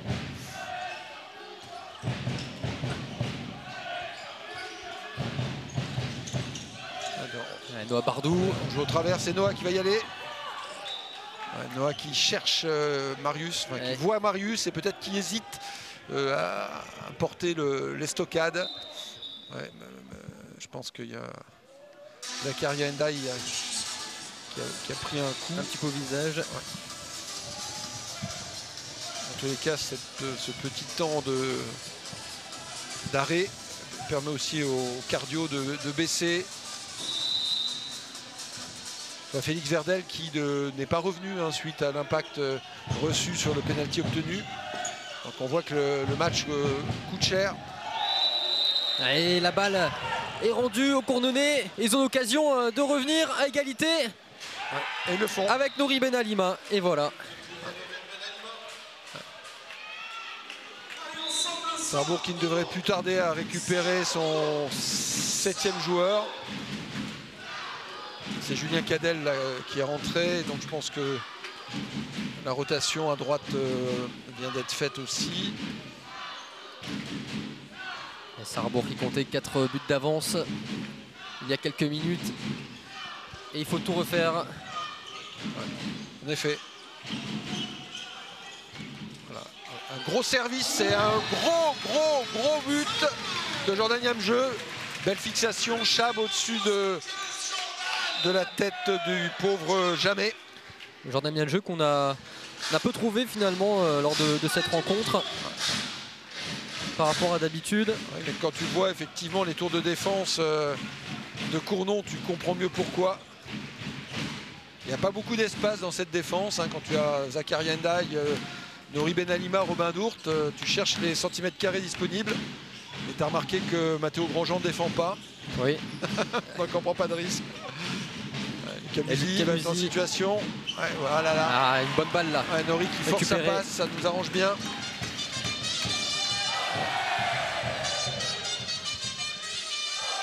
Il va falloir jouer intelligent maintenant. 3 changements sur cette rotation défensive pour les joueurs de Cournon. On utilise Horacio Quintin et option à 7 pour Sarrebourg avec 2 pivots sans gardien. Donc la perte de balle serait forcément une sanction immédiate.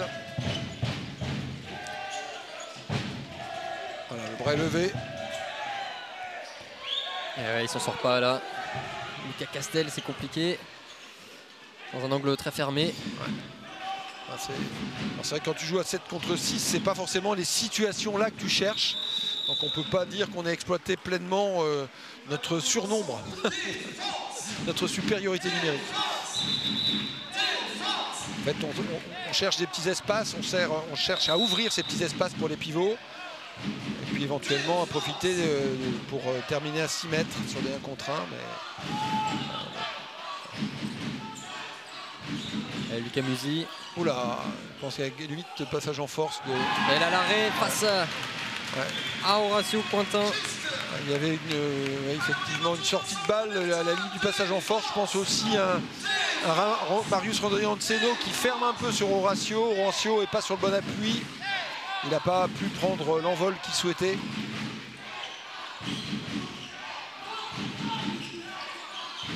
Lucas Musi. Lucas qui porte un peu trop le ballon. On sent que Lucas, c'est le joueur qui n'a pas le droit de souffler dans cette équipe. La défense est bien présente. Allez, il faut tenir encore quelques secondes.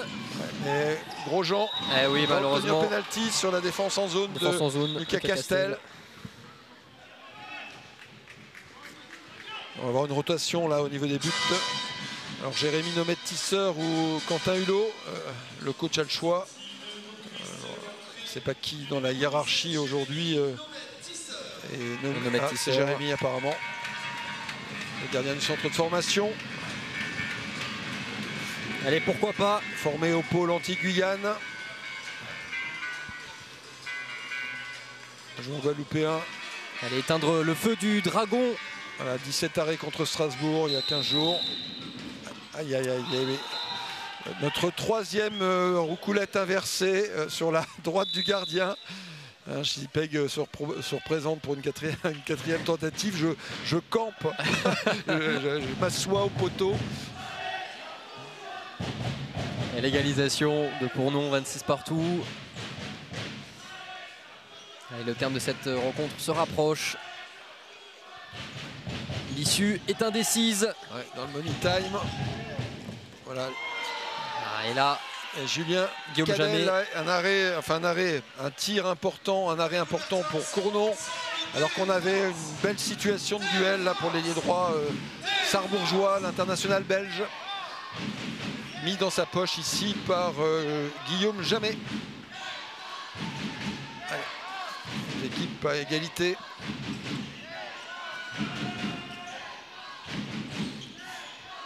Allez, il faut sortir une grosse défense. Lucas Musi. Et Matteo Grosjean encore lui. Il aura tout fait aujourd'hui. Ouais, il nous fait beaucoup de mal Matteo. Ouais. Matteo qui est astucieusement replacé par Marianne Koleff. À l'aile en défense, à l'aile droite. Pardon, à l'aile gauche en l'occurrence pour Cournon. Ça permet d'éviter les rotations, c'est bien joué. Félix Verdel qui revient dans le champ sarrebourgeois. Sarrebourg qui joue toujours à 7 et qui trouve astucieusement Noah Bardou, Baptiste Capel. Voilà. Très important ce but là pour revenir à égalité tout de suite et le temps mort. Ouais, pris par Cournon. Je pense que c'est la volonté de Marianne Koleff peut-être de proposer par rapport au 7 contre 6 une proposition défensive différente ou d'attirer l'attention de ses joueurs sur la prise en charge des pivots. Ou alors effectivement il veut recadrer l'attaque suivante pour s'assurer un but d'avantage.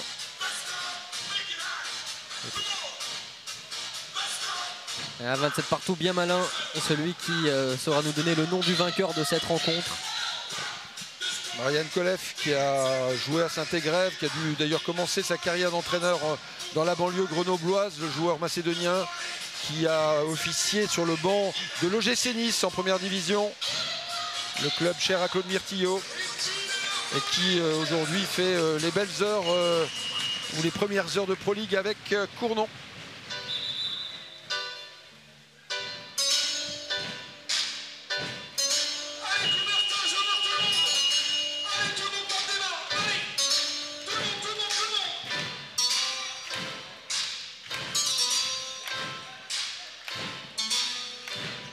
Vous l'avez vu, Zachary Lemonnier aussi à l'aise avec ses pieds qu'avec ses mains, avec ses quelques jongles.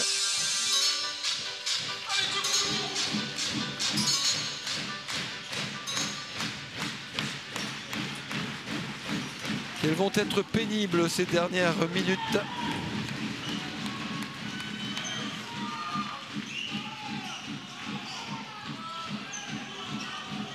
Un peu à l'arrêt là, l'attaque cournonnaise. Un tir contré au travers qui rentre dans le but de Hugo. Lucas Musi. Oula!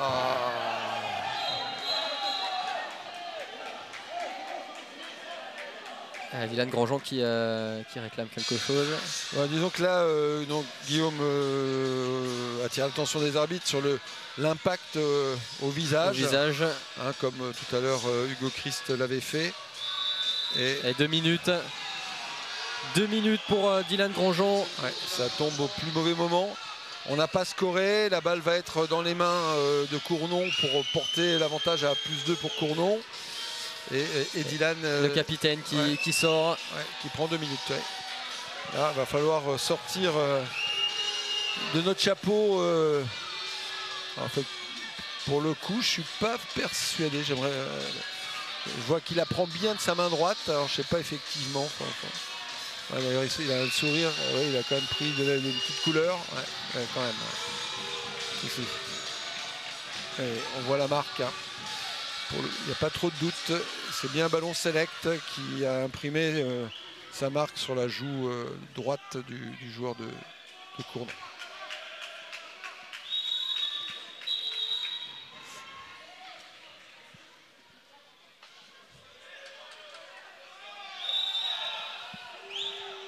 Il va falloir sortir les barbelés là pendant 2 minutes. Ouais, c'est difficile la situation qui à l'approche des 3 dernières minutes très favorable pour le Cournon Auvergne, mais ouais, là je trouve que pour le coup Lucas était à la limite du marché, pas trop inspiré. Méritait-il de conserver le ballon? L'interception de Noah Bardou pour remettre les pendules à l'heure. Ouais, c'est assez chaud. Ça, c'est très grand. Hein. On voit que Noah fait un bon match. Mais là, cette interception d'infériorité numérique, c'est du grand art. Qu'est-ce que ça fait du bien. Ouais. Ça, c'est quand tu as des joueurs de NBA dans ton équipe. Ça aide toujours. Il crée beaucoup d'incertitudes. Aïe, aïe, aïe. Derrière la réaction tout de suite. Ah, Noah qui boite un peu. Ouais, Noah qui a une béquille. Là, c'est très, ça craint du coup d'un. Ah, c'est pas le meilleur moment là. Non, je pense que sur l'extension, hein, la contre-attaque, Noah a eu un appui un peu plus puissant que l'autre. Ouais, ou alors il a pris un choc. Ouais. Samy Douché à droite. Donc on a une option intéressante, c'est l'option Julien Cadel demi-centre. Donc on a 3 gauchers sur le terrain. Marius Randrian-Tseno qui lâche à Louis Depréau. Dommage, lui avait bien battu Guillaume qui avait glissé. Ouais. Malheureusement.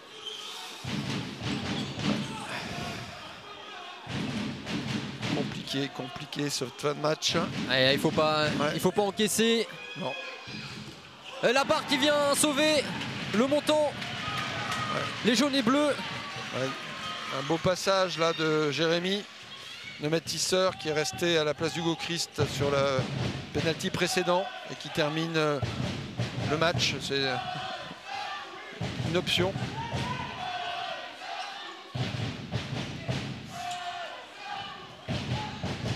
C'est vrai que la sortie de Noah Bardou, c'est après la blessure de Clément Esparon, c'est plus aucun arrière gauche à Sarrebourg. Donc on est sur la recherche de solutions. On voit les joueurs jouer au près. Mais allez, voilà. Félix Verdel. Ouais. Julien Cadel qui est à la limite du passage en force qui libère pour un décalage que Félix Verdel ne manque pas. Félix Verdel imparable, 3 sur 3 je crois, depuis le début de la rencontre. En tout cas, c'est une c'est irrespirable. Très belle gestion de cette infériorité numérique. Et oui, puisque à 29 partout, les deux équipes se regardent les yeux dans les yeux. Égalité. Ouais. Laurie à 2 minutes de la fin. Laurie qui est à la limite du marché là sur cette situation. Robin Dourte qui est revenu à porter du poids, de la puissance, de l'expérience là dans les 6 mètres. À l'interception peut-être, oui. Ouais. Je pense qu'il y a un pied de Félix Verdel sur la passe de Matteo. C'est juste, c'est bien défendu de la part de Jordan. Allez, il faut tenir les garçons. Jordan très attentif. Ouais. Ouais. Le bras devrait être levé. Là, ça fait longtemps. Ouais, Matteo Grandjean. Et grosse défense. Allez, il faut jouer, il faut y aller. Oui. Allez, avec la vitesse, il y a Julien Cadel à droite. Voilà, c'est mal ajusté. Oui, ça fait rien. C'est dommage. Oui, là, il y a Marius qui voit mal Julien qui est seul depuis le début. Effectivement, Julien qui dit j'étais tout seul depuis le début de la montée de balle. Ça fait rien, Julien. Il faut rester dans le match. Le money time, c'est Julien Cadel maintenant. Allez, à Sarrebourg à l'occasion de prendre les devants. À 1 minute de la fin avec Louis Depréau. Alors, est-ce que le temps mort va être accordé avant? Ouais, c'est pas joué parce que je crains que le tir de... Enfin, de toute façon, non, voilà. le temps mort va être accordé dans la mesure où le tir de Louis Depréau est sorti. Donc on a la possession de balle. Donc c'est tout à fait opportun. Il y a bien temps mort. Non, c'est temps mort. Il n'y a pas de doute. La balle est sortie sur le shoot. Alors l'arbitre qui a renvoyé la squad. Non, ce qui est juste, si tu veux, c'est que on accorde le temps mort à Sarrebourg, donc ça veut dire que la possession de balle est bien conservée par Sarrebourg, puisqu'il y a touche sur l'arrêt de Guillaume Jamet. Donc c'est le meilleur temps mort au meilleur moment. C'est plutôt bien joué. Maintenant, il faut en faire quelque chose. La LF Squad, effectivement, de la fabrique, elle ne savait pas trop à quel sens jouer. Voilà, elles arrivent, elles repartir. Ouais. C'est dur. C'était plus un temps mort d'1 minute, c'était plus que les 5 dernières secondes. Voilà. Allez, c'est le moment, c'est l'instant de se montrer. Alors je rectifie un peu mon propos, hein, parce que j'avais pas le visu sur l'heure. Hein. C'est temps mort à 59-03, donc quoi qu'il arrive, il y aura une balle de possession au moins pour Cournon pour égaliser. Je vois pas comment on va pouvoir rester en attaque 57 secondes. Il va falloir trouver des stratégies, mais je crois qu'aujourd'hui le règlement nous en empêchera.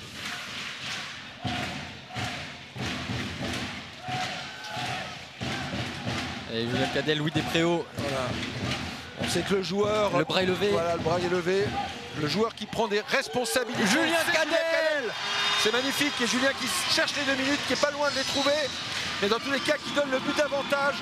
On peut penser à ce moment du match que Sarrebourg ne perdra plus. Voilà. Et temps mort tout de suite pour Cournon. Sarrebourg qui est à 30 secondes d'un succès maintenant et de 2 points supplémentaires au championnat. Et ainsi reprendre les devants face à Cournon.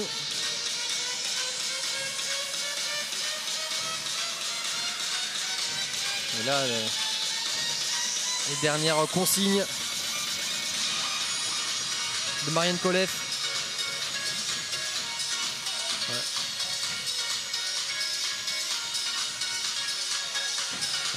On voit les kinés du club d'Orient Wolf, Benjamin Crouet, le jeune papa qui ne tiennent plus en place. Et là, côté Sarrebourg, Gaucris qui a pris la parole. Et on maintient à Sarrebourg jusqu'au bout, confiance dans le gardien du centre, Jérémy Nomed Tisser. Ah oui, là, c'est une grosse preuve de confiance. Ouais, c'est preuve aussi de la conséquence, je pense, du travail. À un moment donné, faut dire les choses, il faut montrer aux joueurs et les récompenser pour l'intensité de leur travail. Et un 7 contre 6 joué par Cournon, astucieusement proposé par Marianne Colef. Voilà.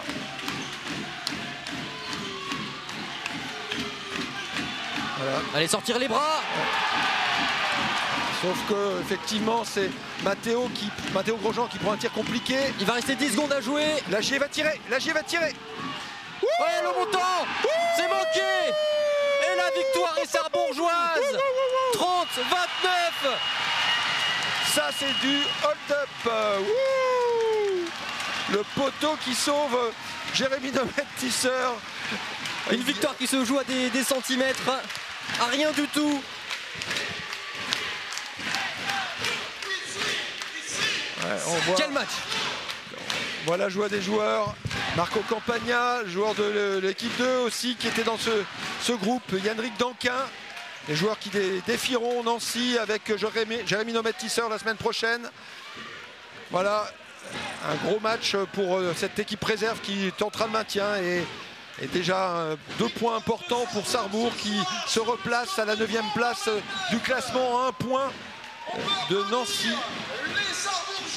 On voit félicite Arnaud Calbry qui félicite ses joueurs. Et bien sûr, les applaudissements pour l'équipe de Sarrebourg. Voilà, ça c'est les matchs qu'on aime, les matchs irrespirables, les matchs qui ne disent pas qui va gagner avant la dernière seconde. Ces matchs où les Auvergnats auront lutté les yeux dans les yeux face à leurs hôtes. On voit que les joueurs se saluent, voilà, ils savent qu'ils ont mené le meilleur match possible et les uns et les autres. Jean-Yves, je ne sais pas si tu m'entends, je suis descendu parfaitement, oui. Au bord du terrain pour recueillir les premières réactions des Sarrebourgeois. Après une victoire qui fait du bien. Clairement. Une victoire qui se dessinait péniblement là, à 2-3 minutes du terme. On avait du mal à y croire et les Sarrebourgeois y ont cru plus que nous.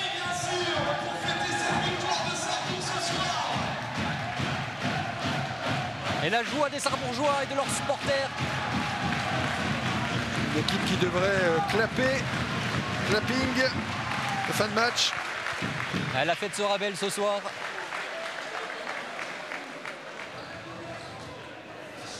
Arnaud Calbry, l'entraîneur, et Louis Despréaux qui devrait s'arrêter dans quelques instants. Restez bien avec nous sur Moselle TV, à notre micro.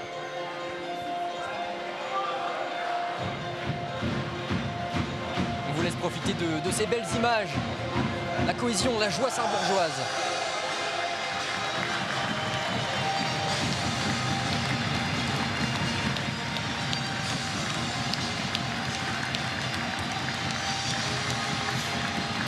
Elle est petite, cette salle, mais elle a du cœur.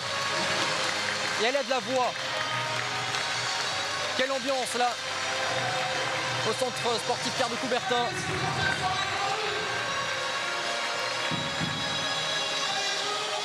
Sarrebourg qui fait vibrer la Moselle, le Grand Est, la Lorraine.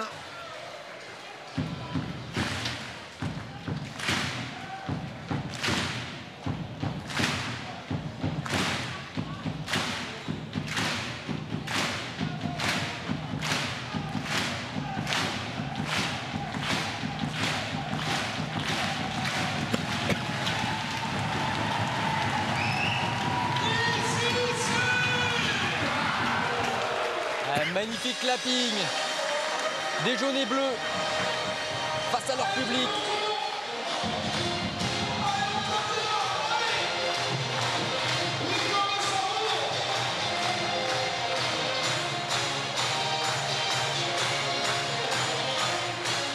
Allez, restez bien avec nous, hein. Ils ne vont plus tarder maintenant.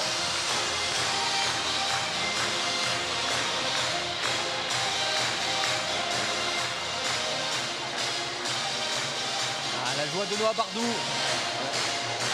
À la hauteur d'un magnifique match, une grande rencontre en défense, en attaque.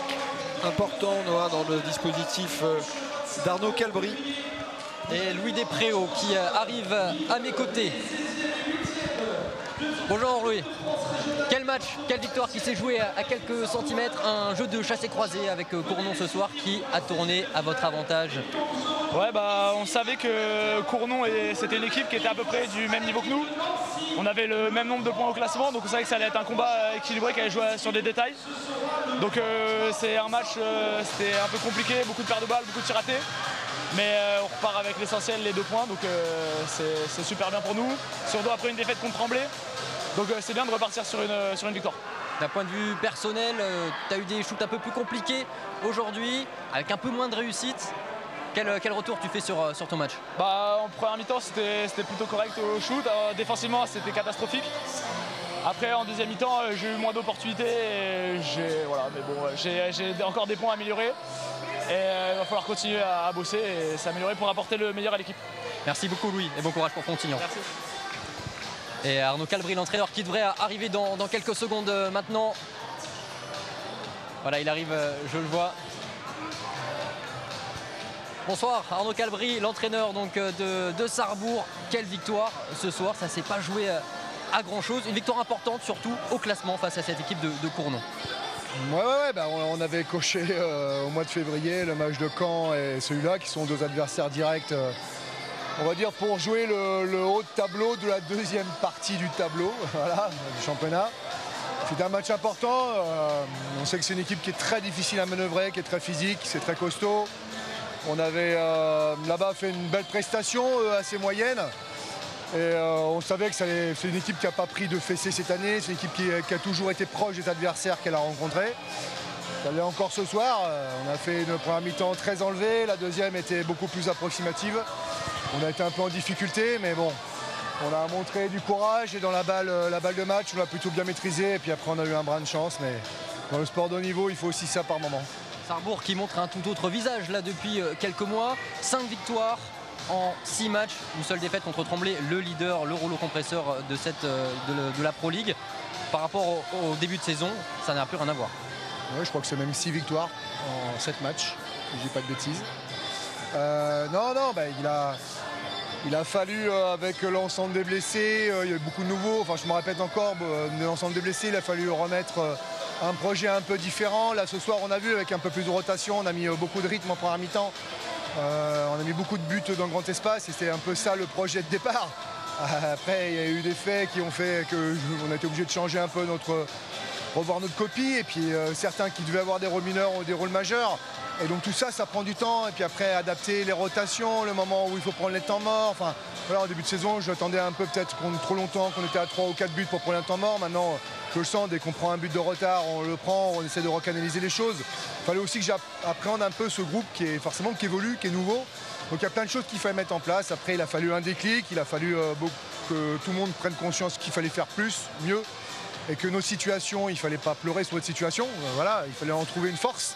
Et c'est ce qu'on a fini par dégager après la défaite, la lourde défaite à Cherbourg, qui a été assez, on va dire, salvatrice, parce qu'elle nous a permis de reposer. Parce qu'à chaque fois, on n'était jamais loin du combat, on perdait à chaque fois, parce qu'on manquait un peu de maîtrise, etc. Donc, je ne vais pas dire qu'on cherchait des excuses, mais on cherchait toujours des choses positives. Après Cherbourg, là, il fallait dire, attends, là, on va dans le mur, et il faut qu'on change des choses, il faut que tout le monde évolue. Et voilà, il y a eu une grosse discussion. Moi, j'ai entendu ce qu'ils avaient à me dire, j'ai entendu ce qu'ils avaient à dire. On a essayé de trouver un chemin dans le fonctionnement, en tout cas, dans les journées de travail, etc. Et ce qui a permis à ce groupe de se prendre en charge. Et c'est vrai que depuis là, on a trouvé notre croisière. On a, je trouve, un SMIC qui est intéressant. Je trouve qu'on peut encore évoluer dans ce projet. Mais du coup, ça nous donne des ambitions quand même plus importantes pour la deuxième partie de saison qu'on a déjà amorcée. Mais si on peut rester sur cette 8e, 9e place, aller chercher les points chez nos concurrents directs, si on garde cette philosophie, je trouve que c'est plutôt très intéressant. On a donné une bonne image ce soir, je pense. Les gens vont être contents. En plus, un match âpre comme ça qui joue à la dernière seconde, ça fait monter tout le monde au plafond, donc ça c'est cool. Justement, pour parler de la suite, très rapidement, la semaine prochaine, c'est Frontignan qui vous attend, que vous avez battu ici à domicile il y a quelques mois. Ils vont être très revanchards. Ouais, et puis en plus, ils sont un petit peu en difficulté en ce moment. Ils ont perdu chez eux contre Massy, donc c'est une équipe qui a beaucoup de qualité, qui va être en révolution l'année prochaine, changement d'entraîneur, changement beaucoup de choses. Donc oui, on va s'attendre à un match très difficile parce que c'est une salle qui est très chaude, qui est très compliquée. On en avait pris 10 l'année dernière là-bas sur l'entame du championnat. Donc on sait à quoi s'attendre. Donc si on peut faire un beau combat comme on l'a fait aujourd'hui, qu'on peut essayer de rivaliser jusqu'au bout, ce sera bien. Mais si on montre les mêmes forces, les mêmes qualités, je pense qu'il y a plein de choses qu'on peut aller faire là-bas. En tout cas, un match reste un match. On va essayer de l'analyser, on va déjà récupérer un petit peu. J'ai pas mal de bobos là apparemment. Et puis vendredi, ce sera un autre combat. Merci beaucoup Arnaud et encore félicitations. Merci. Voilà cette soirée handball qui se conclut sur Moselle TV. Sarrebourg donc qui gagne d'1 point chez lui à domicile face à Cournon. Merci au club bien évidemment comme à chaque fois pour l'accueil. Merci aux équipes techniques. Merci à Jean-Yves Schaff d'avoir commenté avec moi cette rencontre. On se retrouve très bientôt sur Moselle TV pour de nouvelles aventures sportives. Bonne soirée. Ouais, c'est Elie Luciano qui est décalé. Si le shooter commence à prendre confiance. Et elle est là, la balle de match pour Anas Badou qui transperce la défense parisienne. Ça tombe de partout. Rien n'est gagné, chaque point est important. Un tournant vraiment dans ce match.